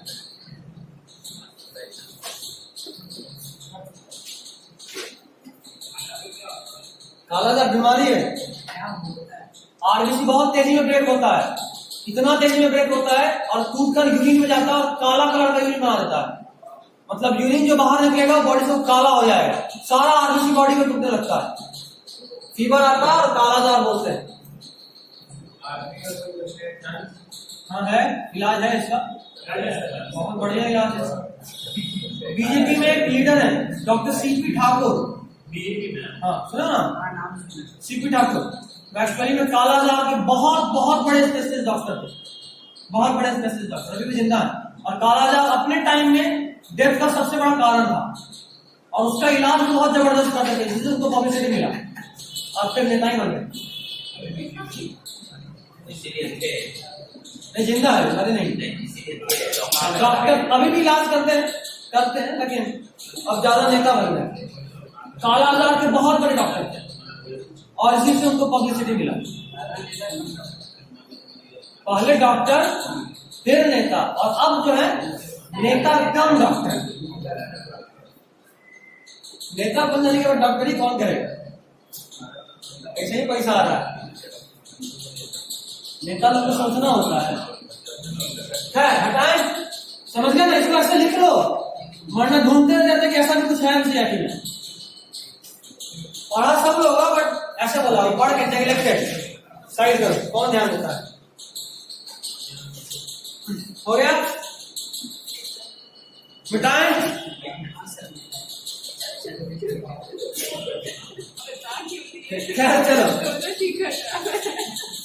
चलो देखो चलो हो गया। मल्टीपल विजन मल्टीपल विजन इसको हटा दें।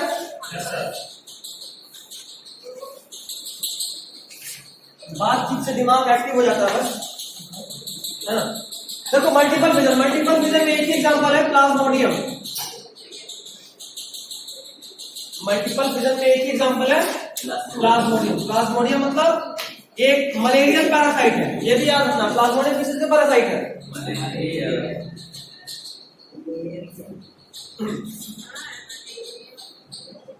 जानते हो मलेरिया का बहुत सारा बैक्टीरिया आता है। पी फॉल्सिपेरम सुनो, कैसा बुखार तो दिमाग पे चढ़ जाए, वो पी फॉल्सिपेरम से होता है। पी फॉल्सिपेरम मतलब प्लाज्मोडियम का फॉल्सिपेरम वैरायटी, जैसा बुखार जो सेरेब्रल फीवर कॉज करता है, दिमाग में इंटरनल ब्लीडिंग हो जाएगा और डेथ होगा।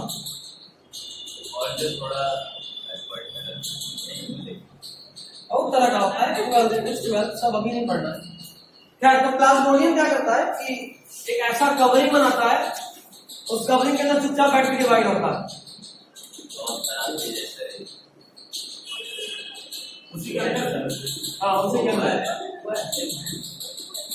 इस कवरिंग का एक फायदा ये है ना, इस कवरिंग की वजह से एक्सटर्नल एनवायरनमेंट से प्रोटेक्टेड है, तो ये प्रोटेक्शन प्रोवाइड करता है। ये कवरिंग क्या करता है? इसको प्रोटेक्शन प्रोवाइड करता है। चलिए लिख लीजिए। इसमें नहीं दिया वैसे प्रोटेक्शन का क्या नाम है? प्रोटेक्शन का प्रोटेक्शन जो वहां दिया हुआ है क्या नाम है? मल्टीपल विजन नेक्स्ट पेज में देखो डायग्राम 8.2 मल्टीपल विजन प्लाज्मोडियम में तो साफ साफ तो लिखा है, थर्ड लाइन में भी है। डायग्राम कैसे लिखा है? मिला? चलिए फ्रैगमेंटेशन रीडिंग मिला 130 पे। फ्रैगमेंटेशन के जस्ट ऊपर का लाइन ईस्ट में बर्डिंग होता है, देखा? और उसके लिए एक्टिविटी 8.1 बड़ा इंपॉर्टेंट है। 8.1 इसमें ईस्ट के बर्डिंग पे एक्टिविटी है, तो एक बार रीड कर लीजिएगा। कहीं पूछ दिया activity so that yeast reproduces by budding, तो सिर्फ ना पढ़ना पड़े, इसके लिए एक बार रीड कर लीजिएगा। खैर एक्टिविटी 8.4 इसमें तीसरे पॉइंट में ग्लिसरीन एक टर्म यूज किया है। ग्लिसरीन क्या है? लैब तो किए नहीं होगे, इससे सिर्फ ग्लिसरीन याद रखना। ग्लिसरीन यूज करते हैं साफ करने के लिए, जो भी स्लाइड हम यूज करते हैं ना उसको साफ करने के लिए। क्योंकि मान लो तुमको स्लाइड पे छुए तो उसमें तुम्हारा फिंगरप्रिंट बन गया। अब चूंकि तुम माइक्रोस्कोप में उस माइक्रोस्कोपिक चीज को देखने वाले तो तुम्हारा फिंगरप्रिंट बहुत बड़ा दिखेगा, तो चीज एकदम धुंधला हो जाएगा। इसीलिए इसको ग्लिसरीन से साफ करना है कि तरह फिंगरप्रिंट ना आए। लिक्विड, हाँ लिक्विड होता है। हाँ 1 से 2 ड्रॉप 9th में शायद किए होगे, प्रैक्टिकल अगर किए होगे। हाँ बिल्कुल साफ करने के लिए क्या? अरे इसमें जो भी स्ट्रेन उसको हटाते साफ करते। फिंगरप्रिंट भी नाश नहीं बनता है। स्लाइड एक ऐसा ग्लास होता है, ग्लास स्लाइड होता है, इससे ग्लास जिसके ऊपर किसी चीज को रखते हैं और उसको डालते हैं माइक्रोस्कोप के अंदर। हाँ स्टेन भी होता है, स्टेन नहीं करते। खैर चलिए, एक्टिविटी के जस्ट नीचे second line last word spirogyra simply breaks up into smaller pieces upon maturation. These pieces or fragments grow into new individual. ये fragmentation है, ठीक है, ऐसे करके fragmentation लिखेंगे.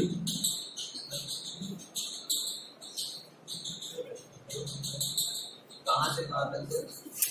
130 एक्टिविटी 8.4 के नीचे वाला paragraph second line last word spirogyra simply breaks up into simpler pieces upon maturation. These pieces or fragments grow up into new individuals. ठीक है, ये फ्रैगमेंटेशन है. चलिए उसके बाद पेज नंबर 141 क्वेश्चन नंबर 9 एक बार पढ़िए. 141 क्वेश्चन नंबर 9. 141 क्वेश्चन नंबर 9 क्या है question? How does the development help in providing stability to the population of species? Question number 9 ना सर. हाँ 9 10th पार्ट मिला. स्टेबिलिटी कैसे प्रोवाइड करता है इस बारे में तो हम लोग बात करें चुके. ये ना अभी तक तो जो कर रहे थे स्टार्टिंग में स्टेबिलिटी के लिए तो पढ़े थे, वेरिएशन के पहले जो कुछ भी पढ़े, जो पहला वाला पेज जो था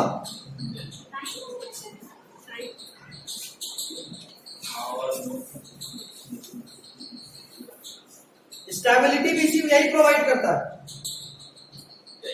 ये भी क्या मतलब? ये नहीं, स्टेबिलिटी प्रोवाइड जो पहले वाले पेज में पढ़े थे ना, डीएनए कॉपिंग क्यों एसेंशियल है, वही आंसर इसका भी होगा. स्टेबिलिटी भी प्रोवाइड वही करता है, स्पीशीज का स्टेबिलिटी. क्वेश्चन नंबर 10 का बात कर रहे हैं हम. 140 पे क्वेश्चन नंबर 10 का, 41 पे क्वेश्चन नंबर 10 का, सॉरी. क्वेश्चन नंबर 9 के आंसर के लिए आइए पेज नंबर 130. क्वेश्चन नंबर 9 देखिए, सेकंड पैराग्राफ फर्स्ट लाइन में दे दिख रहा है. दे कैन नॉट मिला. Yes sir. तो दे की जगह लिखना मल्टी सेलुलर ऑर्गेनिजम्स.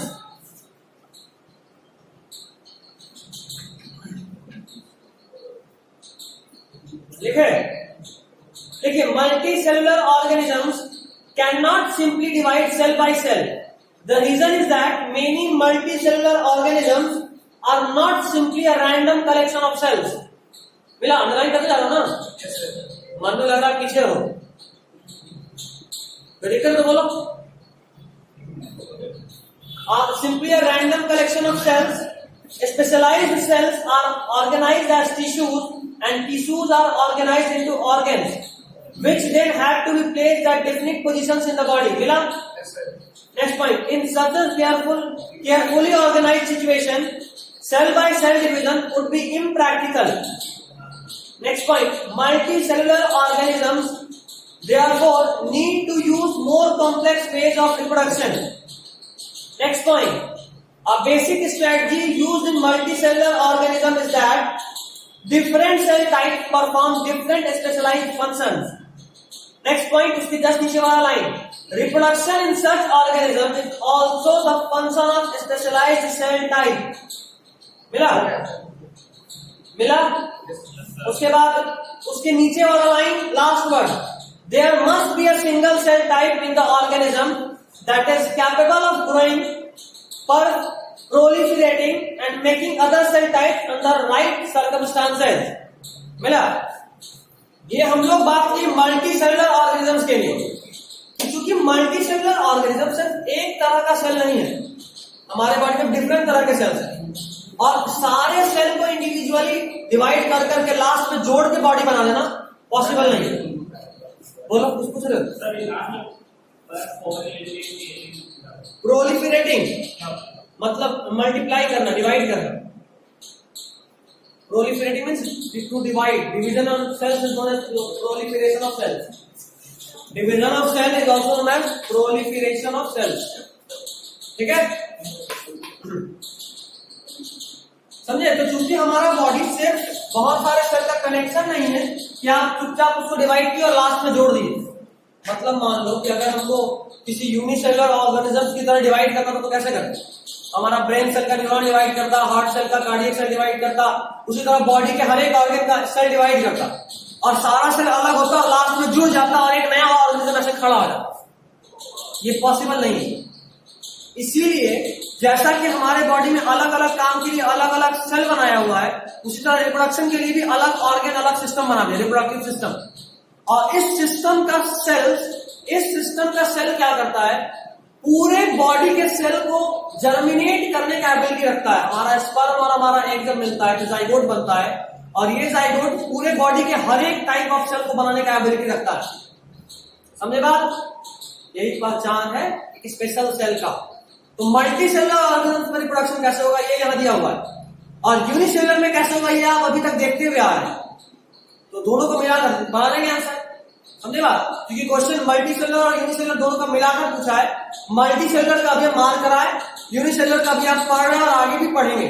दोनों को मिलाकर आप आंसर लिखना है। बोलो सर, जैसे मान लीजिए कोई सेल यानी अलग हुआ, मल्टीसेलुलर, ठीक है, वापस बोलो। जैसे अमीबा अलग हो गया तो हाँ तो अलग हो गया, वापस बोल सकते हैं? नहीं, हो गया।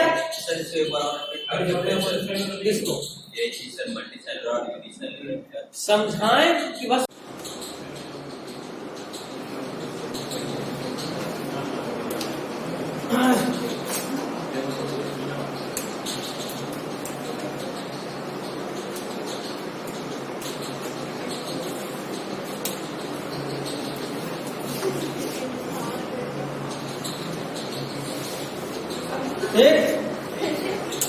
अभी देखो, अगर तुम यूनिसेलुलर ऑर्गेनिजम्स की तरह डिवाइड करते तो क्या होगा?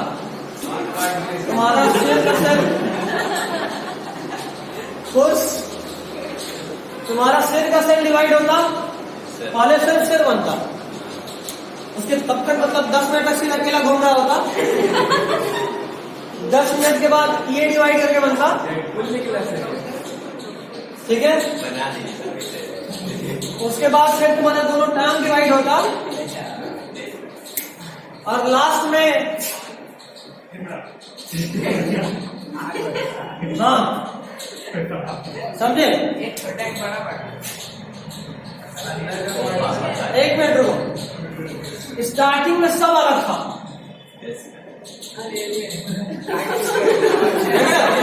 सिर अलग बना, हाथ अलग बना, मेन बॉडी अलग बना, पैर अलग बना। जिंदा कैसे है? वही तो बात है, और बाद में सब जुड़ गया। ये पॉसिबल है इंसान में, मल्टी सेलुलर ऑर्गेनिज्म में? नहीं। यही अभी हम समझाने की कोशिश कर रहे थे। इंसान को हम यूनिसेलुलर की तरह नहीं कर सकते, क्योंकि अलग अलग सेल को हमको अलग अलग डिवाइड करना पड़ेगा और बाद में जोड़ के इंसान बनाना पड़ता, जो पॉसिबल नहीं है।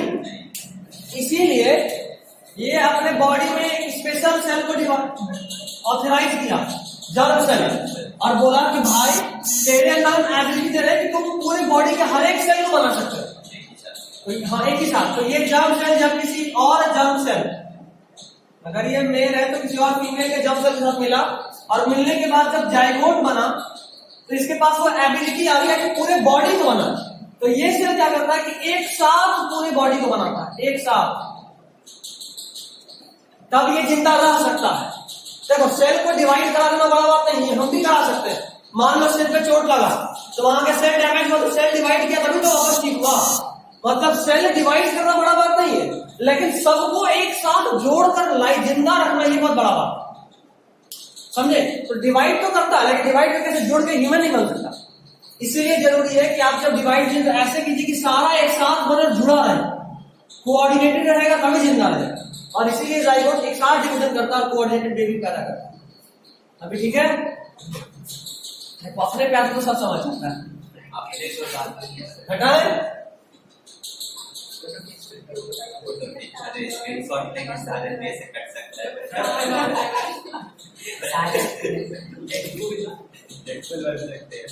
करना क्या चाह रहे हो? अगर डार्विन जिंदा होता तो सुसाइड कर देते, तुम लोग का प्लान हो गया। बोलो सर, पूछ रहे हो आइडिया हॉलीवुड से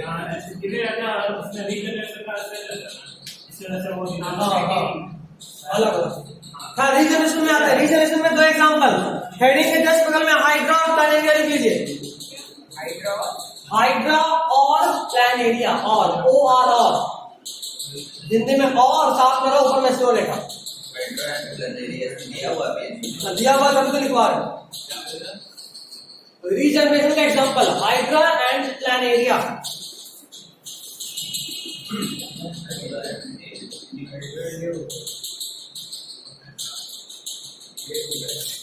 हाइड्रा एंड प्लानेरिया, ठीक है। खैर ये दोनों रीजनरेशन का बहुत अच्छा एग्जांपल है। अगर आप हाइड्रा को या प्लानेरिया को बहुत सारे पीस में कट कर दोगे तो हर एक पीस एक नया ऑर्गेनिज्म में कन्वर्ट हो जाएगा, इसी को बोलते हैं रीजनरेशन।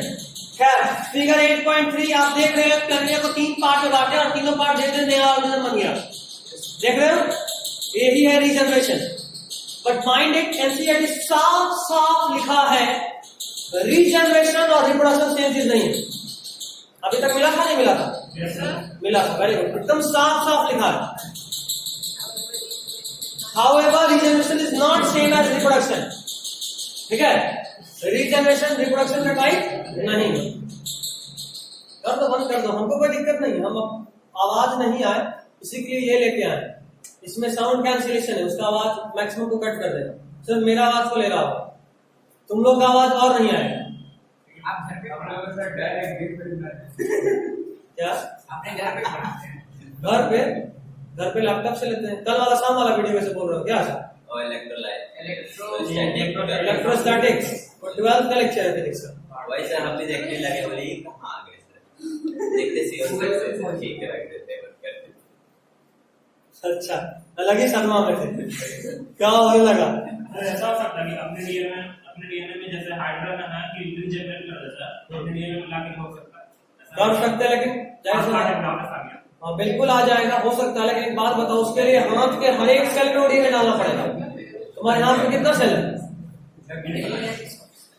इनफाइनाइट नहीं बोलो, लिमिट है, मिलियंस बिलियन बोल सकते हो।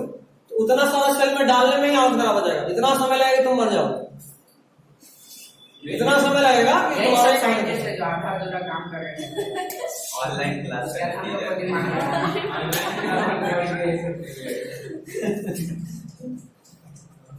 अच्छा, तुम लोग ऑफलाइन नहीं। खैर चलो बढ़े, बट नहीं, केस बहुत ज्यादा आ रहा है यार, आज तो डर लग रहा था न्यूज पेपर देखने के बाद। 1,500 से पटना में 1,500 अशोक पार्टी सर जब भी हम प्रोजेक्ट की बात करें कितना लोग बिल्कुल आया सर, और मजदूर लोग, हाँ, और उसमें कुछ मजदूर लोग को रोक नहीं सकता, बेचारा वो नहीं खाएगा नहीं कमाएगा तो उसका तो बात ही छोड़ो, उससे कंपैरिजन मत करो। गुस्सा आता है जब नेता लोग को देखते हैं, अपना रैली चल रहा है कोई दिक्कत नहीं, पढ़ाई में दिक्कत है, इस बात पे गुस्सा आता है। मजदूर लोग का तो बेचारा मजदूर ही है, नहीं करेगा तो जिंदा ही रहेगा, वैसे या तो खा के मरेगा कोरोना से या बिना खाए भूखे मरेगा। कोरोना से मरेगा तो अकेले खुद मरेगा, भूखे मरेगा तो उसका पूरा परिवार मरेगा, है ना। उसके तो बात, उससे तो कंपैरिजन करना गलत बात। लेकिन नेता लोग का नौटंकी, अपने बारे में लोग नहीं होता है, दूसरे के बारे में कोरोना चल रहा था तो कोरोना खत्म नहीं, कोरोना है भी। अगर सही बात है कि अभी केस बढ़ रहा है, बंद करें तो रैली भी बंद कीजिए ना, सब बंद कीजिए, रैली भी बंद कीजिए। स्कूल कॉलेज बंद करा समझ में आता, ठीक है, तो रैली भी बंद कीजिए, वो भी काम का नहीं है। मान लीजिए आप ऑफिस खोल रहे हैं 33% के साथ, 25% के साथ रेस्टोरेंट खोल रहे हैं, ठीक है, वो काम का जरिया जो वहां नहीं रहेगा वो खाएगा कैसे, कमाएगा कैसे। लेकिन रैली से आपको क्या खाक पैसे मिल रहा है? और पैसा तो उनका खर्चा कर रहे हैं आप, वो तो और जान से फ्री में खेल रहे हैं, 2 महीना बाद कीजिए, उसमें कंटामिनेटेड लोग नहीं, वहां दिक्कत नहीं है, वहां से मेन गुस्सा आ रहा है, बाकी किसी और चीज से गुस्सा नहीं, सिर्फ गुस्सा उस चीज से। केस बढ़ रहा है, सही बात है, रिस्की है, सही बात है, लेकिन रिस्की आपके वजह से भी है। आप अपने पे रोक नहीं लगा रहे, हम पे रोक लगा। सर वो 7 से 7 वाले में कोई फायदा है?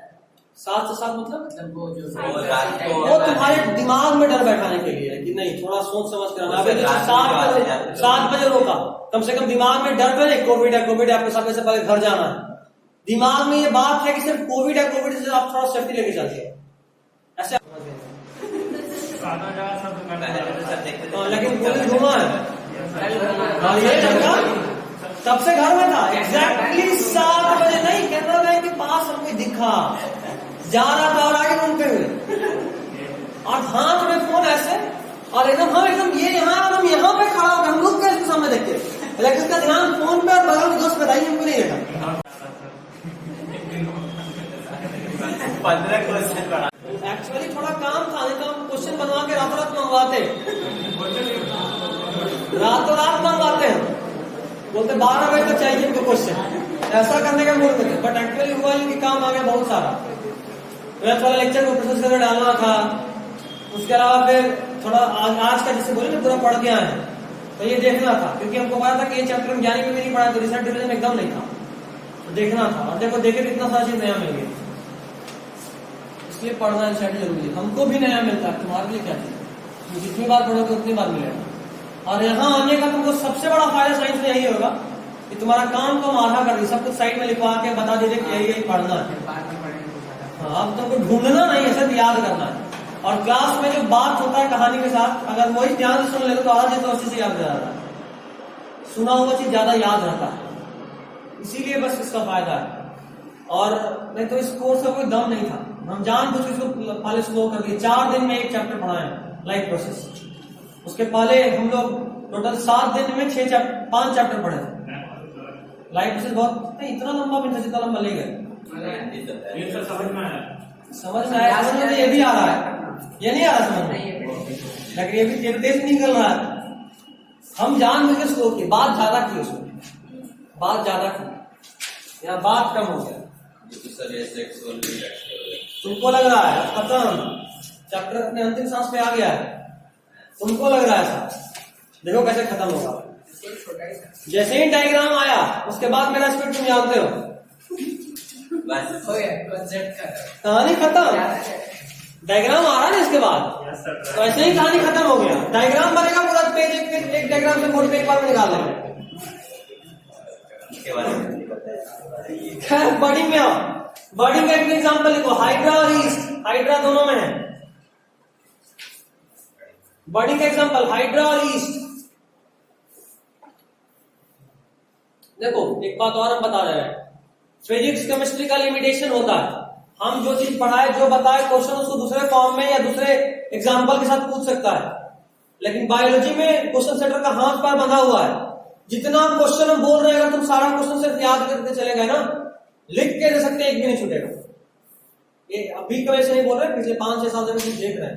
बायोलॉजी में वो एनसीईआरटी के बाद पूछ नहीं सकता, और जितना खोद के हम निकाल रहे हैं अभी क्वेश्चन, उतना खोद के तो साल भर में कोई नहीं निकालता, कुछ नहीं बचा है। इसलिए अगर तुम जो बोले वो कर ले तो कुछ भी नहीं छूटेगा, सारा करोगे और अच्छे से करके आओगे, ठीक है ना। इसलिए हल्के में मत लेना, जो कुछ भी को बोलते हैं इंपॉर्टेंट या हम एक बार क्लास में बोल दे रहे हैं उसको इंपॉर्टेंट समझ के चलिएगा।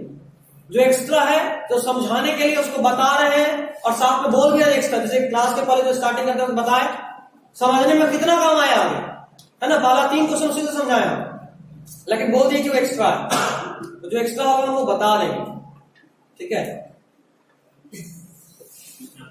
ठीक है, नेक्स्ट इज बर्डिंग।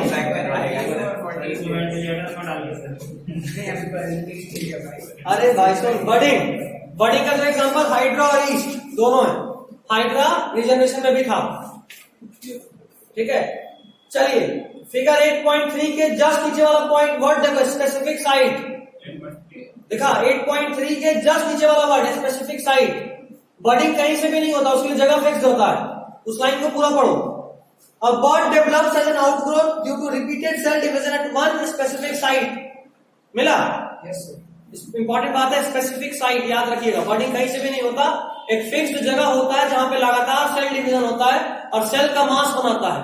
वही सेल का मास स्पेशलाइज होकर सेल बर्ड बनाता है, और बर्डिंग के बाद जब वो मैच्योर होता है तो उस बॉडी से डिटैच होता है, और डिटैच होने के बाद जहां कहीं भी सॉइल में गिरेगा वहां एक नया ऑर्गेनिज्म को बना देगा। एक और बहुत इंपॉर्टेंट बात, hydra is an animal not a plant. Hydra जो अभी आपको दिख रहा है डायग्राम में, वो प्लांट नहीं है, एनिमल है। मल्टीसेलुलर होता है। हाँ, एनिमल जितना भी होगा सब मल्टीसेलुलर होगा, एक भी एनिमल यूनिसेलुलर नहीं है। ईस्ट क्या है? यूनिसेलुलर, वो फंगस है। ईस्ट इज अ फंगी, याद रखिएगा, एक्सेप्शन है। ईस्ट एकमात्र ऐसा फंगस है जो यूनिसेलुलर है। ईस्ट के अलावा जितना भी फंगस है सब मल्टीसेलुलर। जितने भी प्लांट्स और एनिमल्स हैं सारे के सारे मल्टीसेलुलर है, कोई भी यूनिसेलुलर नहीं है, ठीक है। प्रोटिस्टा सारे यूकैरियोटिक यूनिसेलुलर हैं, जो 9th हमसे पढ़े वो जानते हैं। और जितने भी मोनेरम्स हैं वो यूनिसेलुलर प्रोकैरियोट्स, ठीक है। तो east is an exception, it is a unicellular fungus. Hydra is an animal, याद करो एनिमल किंगडम में नाइट एरिया में पढ़े थे आप हाइड्रा, याद आ रहा? नाइट पढ़ा ही नहीं। पढ़े ही नहीं थे कि पढ़ने का कोशिश ही नहीं किए थे, या पढ़े थे सब भूल गए? जो हमसे ज्ञानी में भी पढ़ा था भाई, मतलब तुमसे एनिमल किंगडम में स्कूल में जाते थे सर, एक पेज एक कॉपी ले लेता सर एक चैप्टर के लिए, इतना लिखाते थे। Amoeba protista, amoeba is a protista, protista amoeba. देखो बायोलॉजी का एक खास बात है, अगर चीज को सीक्वेंस और कहानी में पढ़ा है तब तो आएगा, नहीं पढ़े तब भी आएगा, लेकिन जितना तेजी में आएगा उससे ज्यादा तेजी में ऊंचाई से जाएगा, है ना। बायोलॉजी अभी तक भी आप पढ़े होंगे, बट अभी जो पढ़े उसमें थोड़ा मजा आ रहा है क्योंकि हम सीक्वेंस मेंटेन किए, बस वही सीक्वेंस काम आता है। बायोलॉजी में सिर्फ कहानी है, बायोलॉजी को डिफाइन ही करते हैं life, story of life on earth. Story, कहानी नहीं बनाइएगा, रटना पड़ेगा, बच्चा रोएगा तो आपको गाली देना, है ना। बच्चा अगर रोना मतलब बच्चे का गाली देना, मन में खूब बड़ा निकाले, किसी कुछ नहीं आता है, फालतू में आ गया, टाइम पास कर रहा है, ये वो दिल जड़ कहाँ ठिकाना, और सब्जेक्ट और टीचर दोनों से दुश्मनी कर लेता है। बायोलॉजी में ये दोनों में होता है, बायोलॉजी और मैथ वालों में ज्यादा होता है।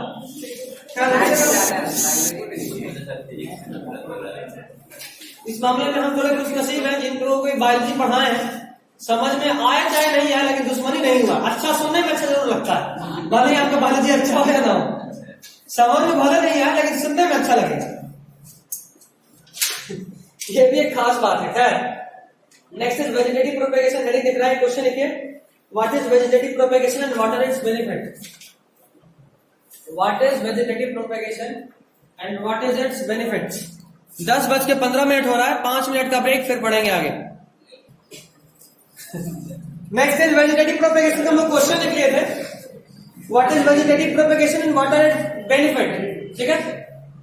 चलिए, first line, plants in which part like root, stem and leaf develop into new plants under appropriate condition, मिला। Yes sir. उसके बाद next line, last word, this property of vegetative propagation is used in methods such as layering or grafting to grow many plants like sugarcane, rose or grapes for agriculture purpose. मिला? Yes sir. ये था definition vegetative propagation का। Plant के किसी part से, vegetative part से, देखो अभी हम बात की थी ना सोमैटिक सेल और जर्म सेल। सोमैटिक सेल को प्लांट के केस में वेजिटेटिव सेल बोलते हैं, सोमैटिक सेल को प्लांट के केस में वेजिटेटिव बोलते हैं, सोमैटिक सेल को प्लांट के केस में वेजिटेटिव सेल बोलते हैं। तो अगर प्लांट में किसी वेजिटेटिव सेल से कोई नया प्लांट बन जाए तो उसको बोलते हैं वेजिटेटिव प्रोपेगेशन। तो वेजिटेटिव प्रोपेगेशन क्या होता है जान गए, उसका बेनिफिट देखते हैं। नेक्स्ट पॉइंट, नेक्स्ट लाइन ही है, फर्स्ट पॉइंट, बेनिफिट का first point, plants raised by vegetative propagation can bear flowers and fruit earlier than those produced from seeds, मिला। दूसरा पॉइंट, उसके बाद का line, such methods are also make possible the propagation of plants such as banana, orange, rose and jasmine that have lost the capacity to produce seeds, ठीक है। और तीसरा point, seed के जस्ट नीचे, all plants produced are genetically similar enough to the parent plant to have all its characteristics, मिला। चलिए अब हम जरा एक बार समझा, सुनो एक बार सुनो। देखो, मान लो मेरा आम का बहुत बड़ा बगीचा है, एक्चुअली है भी गाँव में, ठीक है। वहां उस बगीचा में 100 आम का पेड़ है। एक्चुअली मेरे बगीचा में 30 या 40 है, 100 नहीं, ठीक है।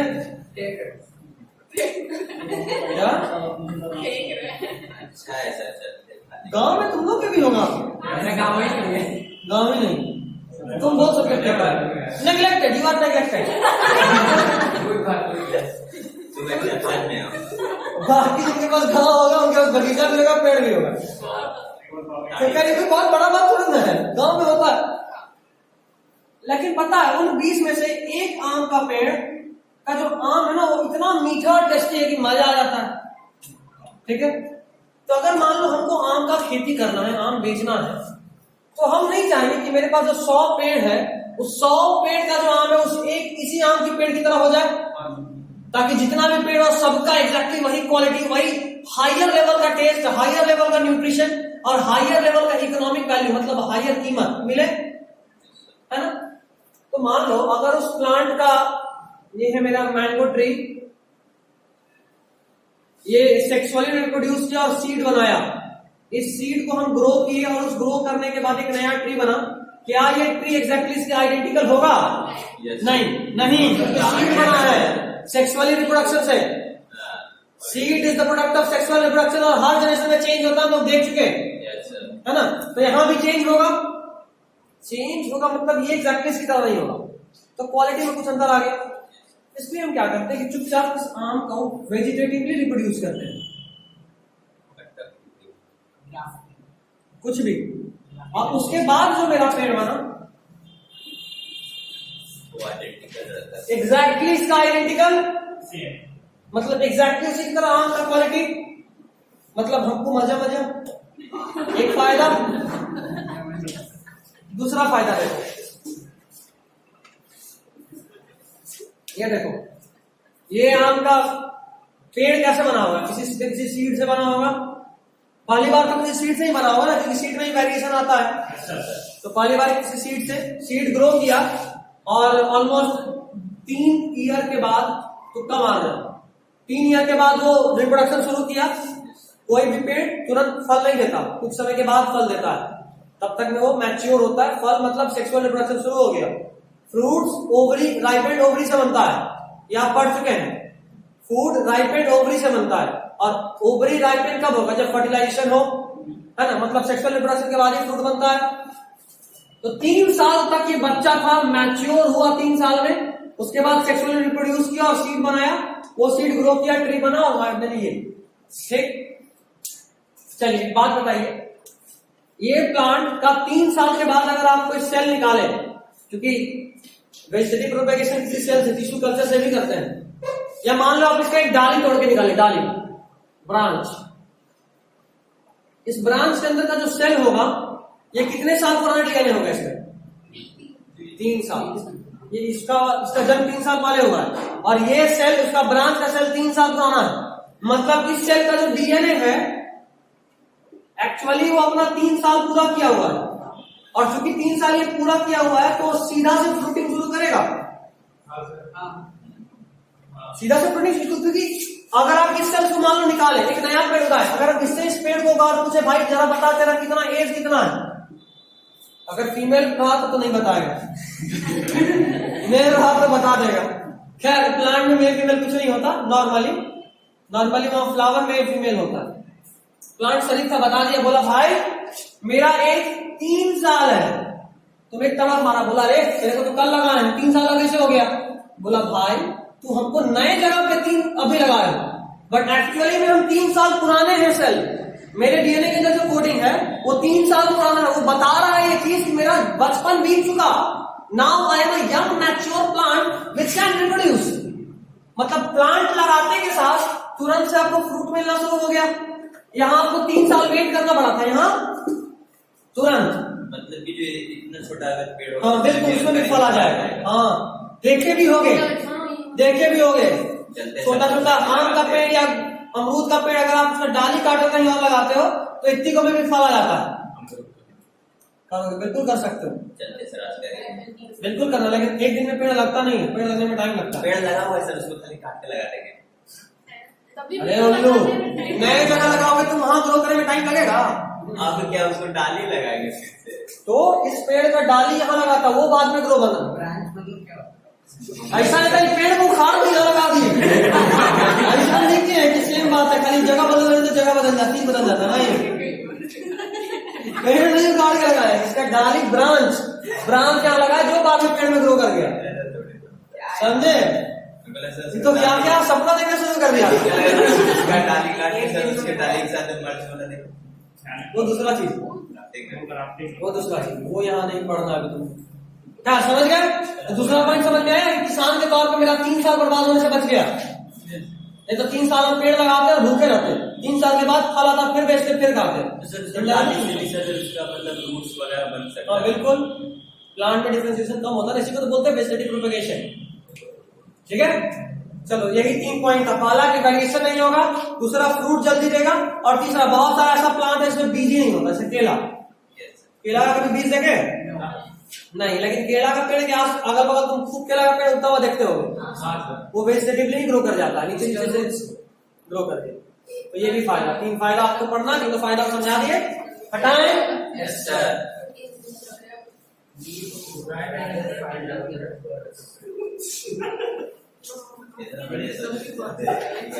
चलिए नेक्स्ट है ब्रायोफिल्म, पेज 132, ब्रायोफिल्म। इसको बताएंगे तो मेरा नहीं आपका बेइज्जती होगा। ब्रायोफिल्म में लीफ से वेजिटेटिव प्रोपेगेशन होता है, बहुत पहले से पढ़ते आ रहे हैं, सिर्फ यही पढ़ना है और कुछ नहीं। अच्छा, वो पत्ता में जो अंडा हो जाता है। हाँ,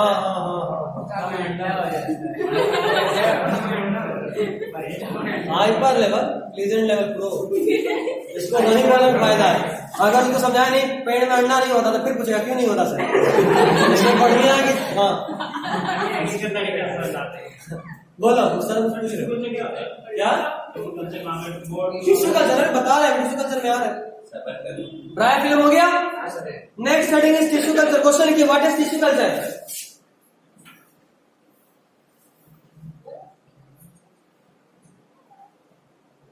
ये पूरा पैराग्राफ को अंडरलाइन कर लीजिए, मतलब पूरा बॉक्स लिख लीजिए answer, what is tissue culture. उसका आंसर यही है, पूरा पैराग्राफ। टिश्यू कल्चर में देखो क्या करते हैं।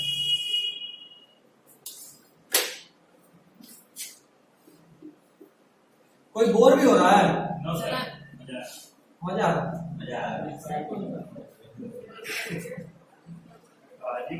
ये देखो, ये वही मेरा फेवरेट मैंगो वाला पेड़ है, मेरा फेवरेट मैंगो का पेड़, जिसका क्वालिटी बहुत अच्छा है, बेचने पे पैसा भी मस्त मिलता है, खाने में मजा भी खूब आता है ना। और उससे भी ज्यादा मजा आता है जब तुम्हारे पेड़ पे आम हो और बगल वाले के पेड़ पे आम है, तुमको दिखा दिखा के छीन से मजा निकलता है।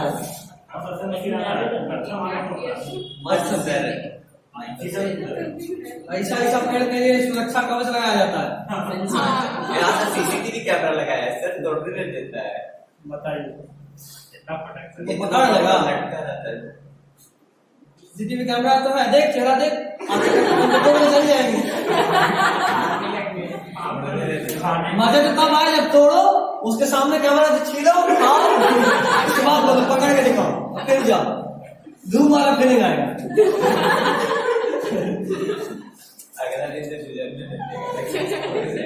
नहीं, पता चला कि बगल में घर था, पहुंच गया, तुम खा रहे हो, उसके बाद कोई आदमी तुमको बाहर से देख रहा है, तुम लोग रहे देख क्या रहा है, तब बताए जो कैमरा में दिखा रहे थे हम ही देख रहे थे, तब पैदल चल रहे, गड़बड़ हो गया, फिर सर ऊपर कहुआ दिखा और भाग लिए।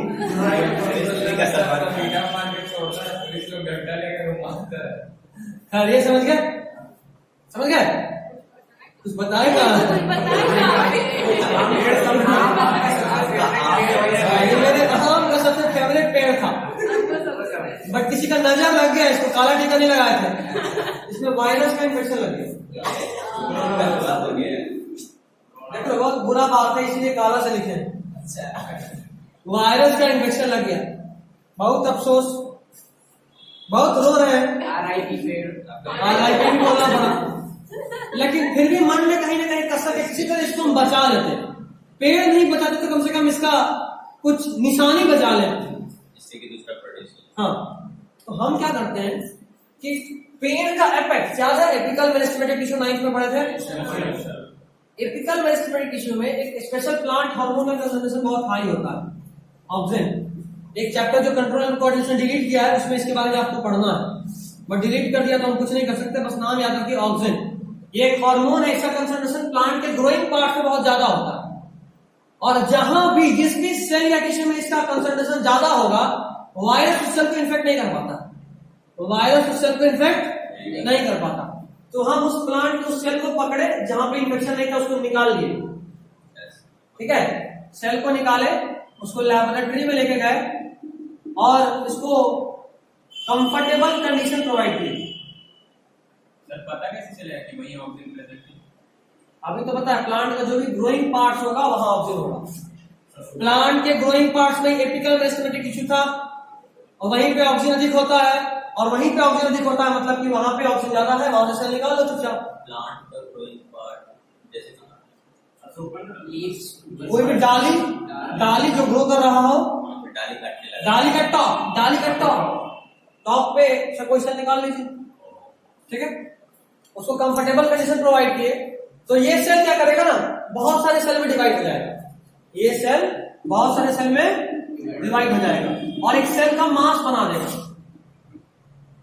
Cell mass is called callus. Cell के मास को क्या बोलेंगे? कैलस। सेल के मास को क्या बोलेंगे?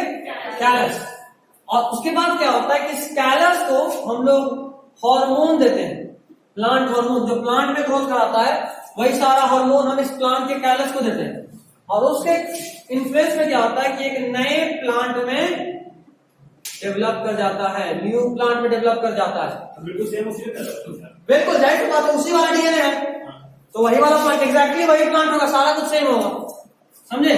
तो टिश्यू कल्चर का ये फायदा है, बट एक्चुअली में बहुत महंगा प्रोसेस है, इसीलिए या तो कुछ ऐसा स्पेशल चीज हो, स्पेशल वेराइटी वहां यूज करते हैं, नहीं तो ऑर्नामेंटल प्लांट पे यूज करते हैं। ऑर्नामेंटल प्लांट मतलब वैसा प्लांट जिसको सजावट पे यूज करें, जो बिकता हो, जैसे गुलदस्ता ये सब कोई फूल बेचते हैं ना, रोज तो बहुत सस्ता, हाँ, ट्यूलिप इस तरह का, या जो भी जो महंगा फूल होता है उन सबका, कोई मान लो रोज है, सब लोग रेड येलो रोज देखा है, बट मान लो कोई एक ऐसा पेड़ हो जिसमें वेरिएशन से ग्रीन रोज बन जाए, तो स्पेशल बात है, उसको बचाने के लिए ये चीज यूज कर सकते हैं, क्योंकि वो बहुत बिकेगा। जैसे बात है, हजारों खर्चा कर रहे हैं तो कुछ मिलना भी तो चाहिए, फालतू में कोई खर्चा क्यों करे, यही है टिश्यू कल्चर। ऐसा ह्यूमन के साथ नहीं, हमारे में स्पेशलाइजेशन इतना ज्यादा किसी नहीं कर सकते। एक्चुअली में कर सकते हैं, एक्चुअली में हमें भी कर सकते हैं, लेकिन हमेशा नहीं। जब बच्चा जन्म लेता है ना, तो उसका जो प्लेसेंटा होता है, प्लेसेंटा, उसमें कुछ ऐसा सेल होता है जिसमें एबिलिटी को पूरे बॉडी को बनाना, उसको बोलते हैं स्टेम सेल्स। और अब हमारे पास मतलब इंडिया में भी ऐसा फैसिलिटी है कि हम उस सेल को स्टोर कर सकते हैं, प्लेसेंटा के उस सेल को, जो बाद में पूरा बॉडी बना सके। तो मान लो बाद में कोई ऐसा बीमारी है, उसका कोई इलाज नहीं है, तो उस सेल को निकालते हैं, निकालने के बाद उससे वो ऑर्गन बनाए, या उसको कहीं मान लो कोई सेल डैमेज है, उसके जगह पर जाके प्लेस किया और नया सेल से उसको घाव को भर दिया। ऐसा आप कर सकते हैं, स्टेम सेल बैंकिंग उसको बोलते हैं। रिलायंस इस तरह का 2-3-4 कंपनी है ये चीज प्रोवाइड कर सर अपने ही सेल हम लोग करते हैं, हम अपना सेल को नहीं कर सकते। स्टेम सेल होता है प्लेसेंटा में, जब जन्म लिए थे तब, अब हमारा कुछ नहीं हो सकता। नहीं सर, मतलब हम लोग के लिए एक अलग है, मान ले तेरा बच्चा, जो तेरा बच्चा होगा उसका प्लेसेंटा जो होगा वो उसी का सेल होता है, उसी के बॉडी का सेल, और किसी के नहीं होगा। ठीक है क्या? खोपड़ी दिमाग से नहीं कह सकते, खोपड़ी दिमाग मतलब प्लेसेंटा लगा सर, तो वो बच्चा जैसे आगे बढ़ते जिस तरह होगा सर, उसी टाइप से मतलब उस ह्यूमन हो गया, मतलब कि शकल एक जैसा। जैसे डीएनए सेम है तो सेम नहीं बनेगा, सब सेम होगा, बस इन्वायरमेंटल फैक्टर भी सेम मिलना चाहिए।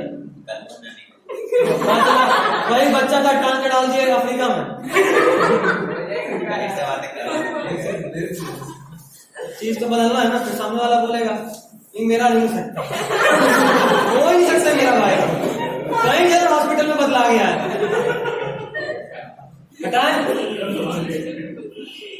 हटाए पता सुनील गावस्कर के साथ कैसा हुआ था, जब वो जन्म लिए थे तो वो हॉस्पिटल में बदला गए, लेकिन उनके अंकल ना, उनके कान के पास एक स्पेशल मार्क था जो उनके अंकल नोटिस किए थे। तो बाद में जब वो देखे बच्चे को दोबारा, तो बोले यार तो मेरा बच्चा है ही नहीं। और वहां पे जितना को जानते हो किसके बच्चे से बदलाए थे, मछुआरे के बच्चे से बदला गए थे सुनील गावस्कर। तो अपने ऑटोबायोग्राफी में ये बात लिखते हैं कि अगर मेरे अंकल हमको उतने क्लोजली नहीं देखे होते कि मेरे बच्चे पे ये निशान है, तो आज हम किसी मछुआरे के नाम पहले बड़े होते और हम अपने आप को एक मछुआरा ही समझते हैं, मछुआरा ही होते हैं। तो कैंसर नोटिस कर लिए थे यार ये चेंज, बाद में देखे बोले अरे तो बच्चा है ही नहीं, उसमें निशान था। फिर पूरे हॉस्पिटल में खोज हुआ और फाइनली ये मिले। सुनील गावस्कर बहुत बढ़िया एग्जाम्पल है।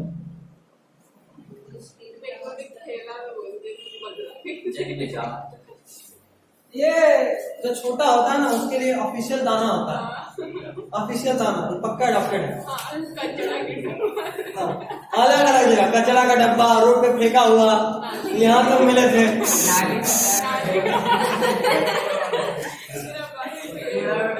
बड़ा भाई मान लो का ऑफिशियल दाना छोटे भाई मान के तुम भी देते हो।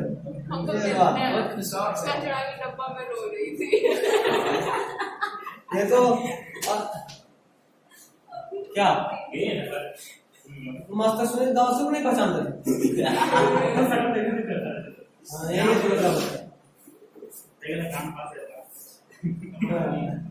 बचपन और अभी में बहुत अंतर होता है। क्या चलो next spore formation. Spore formation के लिए अंडरलाइन करना शुरू कीजिए, ज्यादा कुछ नहीं बताएंगे, क्या बता दें?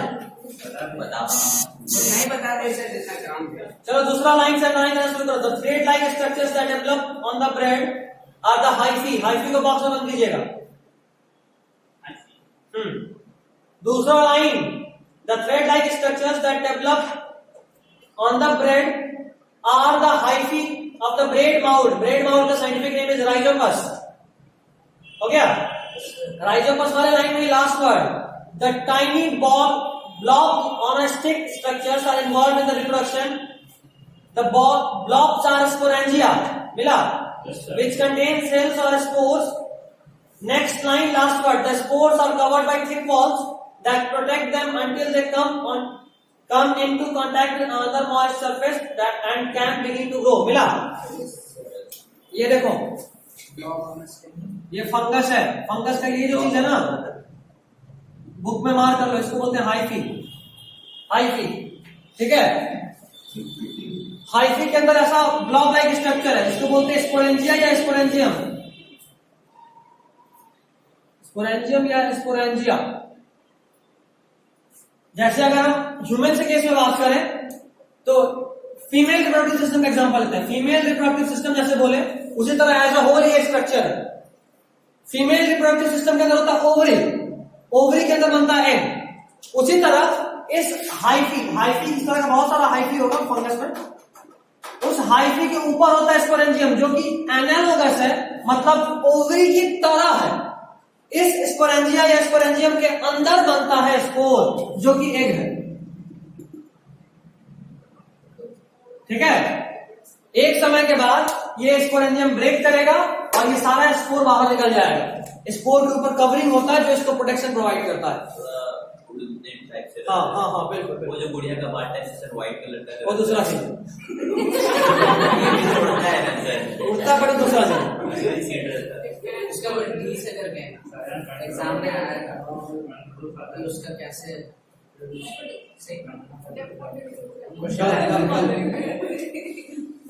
हो गया? हो गया? चलिए पेज 133, अभी मेरा काम तेजी में शुरू होता है।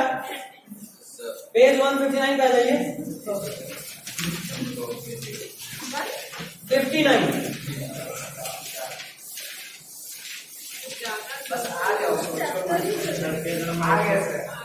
क्वेश्चन नंबर 10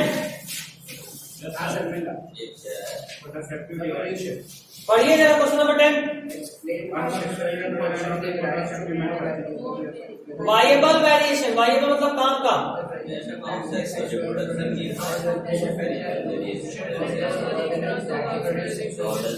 सेकेंड वाला क्वेश्चन पे काम करनी, पहले वाला ज्यादा काम का है कि आखिर सेक्सुअल रिप्रोडक्शन से ज्यादा वेरिएशन कैसे आता है। ठीक है? सेक्सुअल रिप्रोडक्शन से ज्यादा वेरिएशन कैसे आता है। देखो अगर हम लोग बात करें जहां स्टार्ट किए थे क्लास का वहीं वापस पहुंच रहे हैं। जहां स्टार्ट किए थे वहां हम लोग बात किए थे कि हर जनरेशन, मान लो ये जनरेशन 1 है, जनरेशन 2 में फिर से कुछ चेंज होगा, जनरेशन 3 में फिर से कुछ चेंज होगा, है ना? इधर सुनो, जनरेशन 1 में किसी के पास 2 हाथ था, जनरेशन 2 में 3 हाथ में कन्वर्ट हो गया। ये वेरिएशन आया। तो जरा बताओ जनरेशन 3 के अंदर जो डीएनए आया होगा उसमें डीएनए कैसा होगा, 2 हाथ वाला या 3 हाथ वाला? 3 हाथ वाला। ये तो पहले से आया होगा 3 हाथ वाला, साथ में यहां भी कुछ चेंज हुआ होगा प्लस सम न्यू चेंज होगा ना। 3 हाथ वाले का डीएनए उसको पहले से मिला और कुछ नया चेंज, मतलब अगर इसको और इसको कंपेयर करो तो चेंज देखो, यहां पे जो चेंज हुआ तो वो भी यहां है इसके पहले वाले जनरेशन में, और यहां पे कुछ नया भी हो रहा है, मतलब जनरेशन बाय जनरेशन चेंज जमा होता जा रहा है, समझ रहे हो? चेंज जमा हो रहा है। यहां जो चेंज हो गया वो बाकी के सबके लिए हो गया, यहां जो चेंज हुआ उसके बाद के लिए सबके लिए हो गया, और हर जनरेशन में कुछ नया और अलग से बनेगा। मतलब तुम्हारे दादाजी में कुछ ऐसा प्रॉपर्टी था जो आया तुम्हारे फादर में, और फादर में कुछ नया भी बना। तुमको जो प्रॉपर्टी मिला दादाजी वाला तो मिला ही, पापा वाला जो नया बना वो भी मिला, और साथ में तुम्हारे अंदर भी कुछ नया बना। मतलब मेरे अंदर पापा के अंदर जो चेंज हुआ था चेंज भी आया है। Change her generation by generation जमा होता है, समझे बात? अब मैं करना शुरू कीजिए। Why the sexual mode of reproduction? Heading ले लिया, पेज 133। कहाँ तक हेरिडिटी एवोल्यूशन में पहुंचा करके 133 वहां खाली क्वेश्चन था, आंसर यहाँ है। हेरिडिटी का रिप्रोडक्शन में, हाँ और रिप्रोडक्शन हेरिडिटी स्टार्ट जब किए थे रिप्रोडक्शन का तो डीएनए से किए थे, जो कि हेरिडिटी का बात है। देखो बात इज सेम सेम विद तन्नी मनी डिफरेंस, समझे? लिख लेते हैशटैग दूरी की डिस्टेंसी। जो बोला खुद समझा। कितना दूरी पड़ा सर जनरेशन 1 से जनरेशन 3 का, एक हाथ कर लो और ये सर नहीं तुम हमको ऐसा इसलिए नहीं बोला क्योंकि हम नहीं समझे, ऐसा इसलिए बोला क्योंकि तुम भी नहीं समझा। हाँ अभी लिखो, मतलब अंडरलाइन करो। The DNA copying mechanism cannot be दूसरा line The DNA page 133 why the sexual mode of reproduction heading दूसरा line The DNA copying mechanism cannot be absolutely accurate and the resultant errors are a source of variation in population of organisms. मिला? दूसरा point, every individual organism cannot be protected by variations, but in a population, variations are useful for ensuring the survival of a species. मिला? Actually ये वाला जो अभी तक underline किया ना, ये पेज नंबर 128 का क्वेश्चन नंबर 2 का भी आंसर है। 128 क्वेश्चन नंबर 2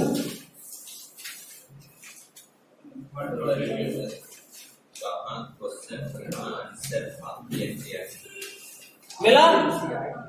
इसीलिए बोलते हैं सीक्वेंस कितना जरूरी है। इन्हें उन्हें पढ़ लिया तो कुछ समझ में नहीं आता। सर कितना लोग मिल करके बुक बना देता है, चैप्टर जहां का कंटेंट है ना, कंटेंट उसके एक पेज पहले लिखा हुआ है कितना लोग मिलकर बुक बनाया। इसका तो कंटेंट गया है, वो अपना बुक खुद लिखा है। इतना लोग मिलकर बनाया बुक, तब ऐसा बना है। इसलिए बोलते खान है, इतना छुपाया हुआ है ना कि हर बार कुछ नया ढूंढ सकता है। मेंबर्स है। अब उसका नाम मत याद रख लो, चीज तो याद नहीं रहा सिलेबस। हम लोग दीवार पे वेब बनाते हैं, सबको फोटो के साथ क्रॉस करेगा रीडर अंशुराज कॉलेज दिल्ली नहीं, बस समझा देंगे सर थोड़ा खैर चलो ये समझिए क्वेश्चन का आंसर। नेक्स्ट पैराग्राफ 1 2 3 4 5 6 छठा लाइन, बी वर्ड दिख रहा है, बी इज पीरियड ऑफ छठा लाइन में, बी इज पीरियड ऑफ छठा लाइन। उसके बाद से each new variation is made of a DNA copy that already has variations accumulated from previous generation।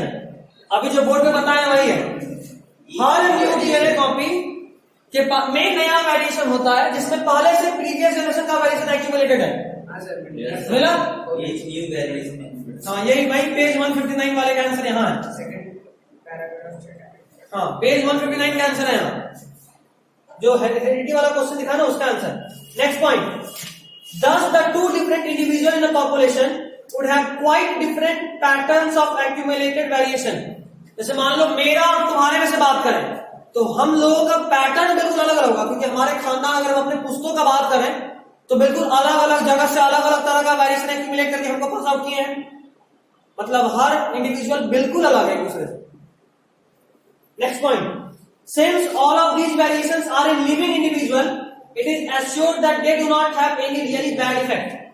देखो जब चेंज होता है ना डीएनए में, तब डीएनए को ये नहीं पता होता कि जो चेंज है वो सही है या गलत, मतलब उससे चीज जिंदा रहेगा या मर जाएगा, डीएनए को नहीं पता होता। लेकिन अगर मान लो ये जनरेशन जिंदा रहा, अगर ये जनरेशन जिंदा रहा, मतलब ये जो भी वेरिएशन हुआ था उसका उतना भी बैड इफेक्ट नहीं है। अगर बैड इफेक्ट होता तो यही मर जाता, यहां तक डीएनए जाता ही नहीं, समझे? तो यही बात कर रहा है कि अगर डीएनए पास आउट हो रहा है तो मतलब ये उसके अंदर जो भी वेरिएशन है वो यूं ही बेकार नहीं होगा, कुछ ना कुछ काम होगा। हो सकता है कुछ काम ना हो, फिर भी अगर कुछ काम नहीं भी है फिर भी वो मतलब बैड इफेक्ट भी नहीं डालेगा, समझ रहे हो? कुछ ना कुछ भाई वो डीएनए फिंगरप्रिंटिंग में या आपके डीएनए को मैच करने का काम आएगा, लेकिन काम आता है। पता है हमारा जो डीएनए मैच करता है ना फॉरेंसिक टेस्ट में, जो चेक करता है कि भाई डीएनए वही कल्प्रिट है या नहीं, उसमें एक्चुअली में वही चेंज मैच करता है। जो किसी क्राइम साइट से मिला वो चीज डीएनए, वही डीएनए अगर आप में मिल गया और उनमें जो वेरिएशन है, जो चेंज है, अगर वो सब सेम है, मतलब कि आपके डीएनए चेंज ही मैच करते हैं डीएनए फिंगरप्रिंटिंग में, डीएनए मैचिंग में। सारा चेंज सेम है कि नहीं, सारा चेंज सेम है, मतलब सारा पुसुक चेक कर लिया कि सारा पुसुक में इस दोनों डीएनए का चेंज सेम मिला, तब तो गारंटी कि सेम ही सेल का होगा। मान लो 3 हाथ किसी और का भी हो जाए, ये हो सकता है, लेकिन ये थोड़ा हो सकता है कि 3 हाथ के साथ यहाँ पे जो नया चेंज हुआ वो भी सेम ही हो, या इसके बाद जो नेक्स्ट जनरेशन आया वहां चेंज हुआ वो भी सेम ही हो, समझे? तो 5-7 पुसुक एक साथ मैच कर लेता है, सब सेम नहीं हो सकता, समझे? चलिए नेक्स्ट पॉइंट कहां से बात कर रहे थे? रियली बैड इफेक्ट ना? Yes sir. उसके बाद next line, combining variations from 2 और मोर इंडिविजुअल वुड दस create new combination of variants. मिला?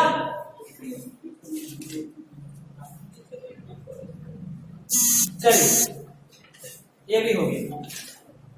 अब हाँ सर आप बोले कि उन लोगों का पूरा बैकग्राउंड सेम हो सकता है। हाँ एक मिनट, जैसे 3 हाथ वाला और न्यू चीज भी सेम होता है, नहीं हो सकता है, मतलब क्रिमिनल भी केस हो सकता है, क्यों नहीं हो सकता, लेकिन ये हमेशा नहीं हो सकता ना।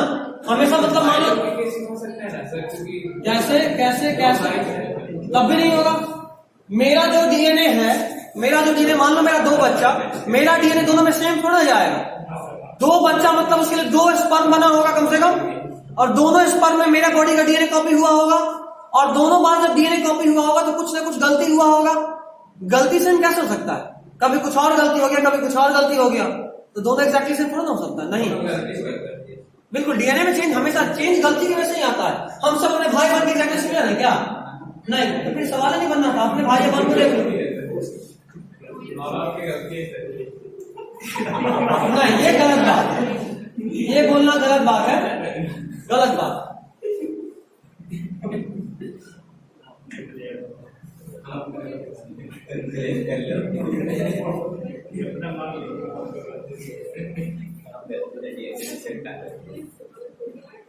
खैर नेक्स्ट इज कि हमारे बॉडी में डीएनए होता है, और हम लोग जो भी सेक्सुअल रिप्रोड्यूसिंग ऑर्गेनिजम्स हैं, यहां जब जाइगोट बनता है तो 2 सोर्स से आता है डीएनए, 2 सोर्स से, एक मेल और एक फीमेल। अगर मान लो मेरा डीएनए गया और किसी फीमेल का डीएनए भी आया, मेरा पूरा डीएनए गया, फीमेल का भी पूरा डीएनए आया, जैसे मेरे बॉडी का जो डीएनए है उसमें क्या कोडिंग है? 2 हाथ का, 2 आंख, 1 नाक, 1 मुंह, 1 सेंस का कोडिंग है मेरे बॉडी में का, वैसा ही कोडिंग फीमेल का भी होगा। और जो जाइगोट बना उसमें 2 जगह से डीएनए आया,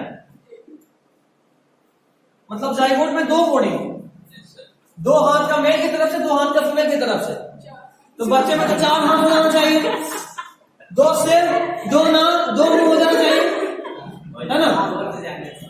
होना चाहिए, लेकिन नहीं होता। क्यों नहीं होता? सुनो यार, ये हंसने वाला बात नहीं, सीखो। मैच्योरिटी लाओ। तो तुम्हारे लिए हंसने का बात है, तो हमेशा हंसने का बात नहीं होता। है ना, हमेशा हंसने का बात नहीं होगा, इससे थोड़ा मैच्योरिटी से करो चीजें। देखो मेल और फीमेल दो बातों की है, दोनों केस में क्या होता है, जब जर्म सेल बनता है ना, जब जर्म सेल बनता है तो जर्म सेल बनते वक्त डीएनए हाफ हो जाता है, मतलब मेरा डीएनए भी हाफ हो जाएगा और फीमेल का भी डीएनए हाफ, और हाफ जब मिलेगा एक कंप्लीट डीएनए बनेगा। मेरा हाथ कितना रहता है? सर इसको डिवाइड कौन करता है सर? याद करो, आप शायद 9th में पढ़े, शायद इसके बोलने क्या कि तुम सब बकलोले लग रहे हो 9th वाले मैटर में। दो तरह से सेल डिवीजन आप पढ़े होंगे, माइटोसिस और मियोसिस। हाँ सर ये पढ़ा है सर। क्या बात है, ब्रिलियंट, यूरेका, मेरे कल ज्यादा चल रहा है। मियोसिस होता है यहाँ पे, जर्म सेल में क्या होता है, मियोसिस, और मियोसिस का जो रिजल्ट होता है ना, उसमें एक सेल का डीएनए को हाफ कर देता है मियोसिस। ठीक है, ये भी पढ़े थे 9th में, अगर याद हो तो। याद हमसे पढ़ते हैं। हाँ सर ज्ञानी में तो उसमें पढ़ा है हेरिडिटी एंड इवोल्यूशन। अच्छा हाँ, 10th में स्टार्ट करने से पहले हेरिडिटी थोड़ा सा बता दी, तो टाइम था वो माइटोसिस में एक से 4 से बता। हाँ बिल्कुल याद आ गया। म्यूसिस है ना, जो डीएनए होता है वो हाफ हो जाता है, और दो हाफ को जोड़कर एक फुल ऑर्गेनिज्म को बनाते हैं। ठीक है, नेक्स्ट है sexual reproduction in Karnik plants. चलिए पेज 134 डायग्राम देखिए, फिर हम बात करेंगे। मेरा काम अब खत्म हो गया। सर पूरा ऊपर का पैराग्राफ क्या है? यही था जो भी बताया, काम का चीजों तो हम खुद ही नहीं छोड़ते। चलो आज के लिए सिर्फ इतना ही, अगले दिन इस चैप्टर को खत्म करेंगे और हेरिडिटी स्टार्ट करेंगे। खत्म भी करेंगे, छोटा चैप्टर है वो, पूरा चैप्टर बोर्ड पे हो जाएगा, इसका टाइम लगेगा। सर रेसेसिव और वो बस ट्रेड्स पढ़ना है। हाँ वो हम देख लेंगे।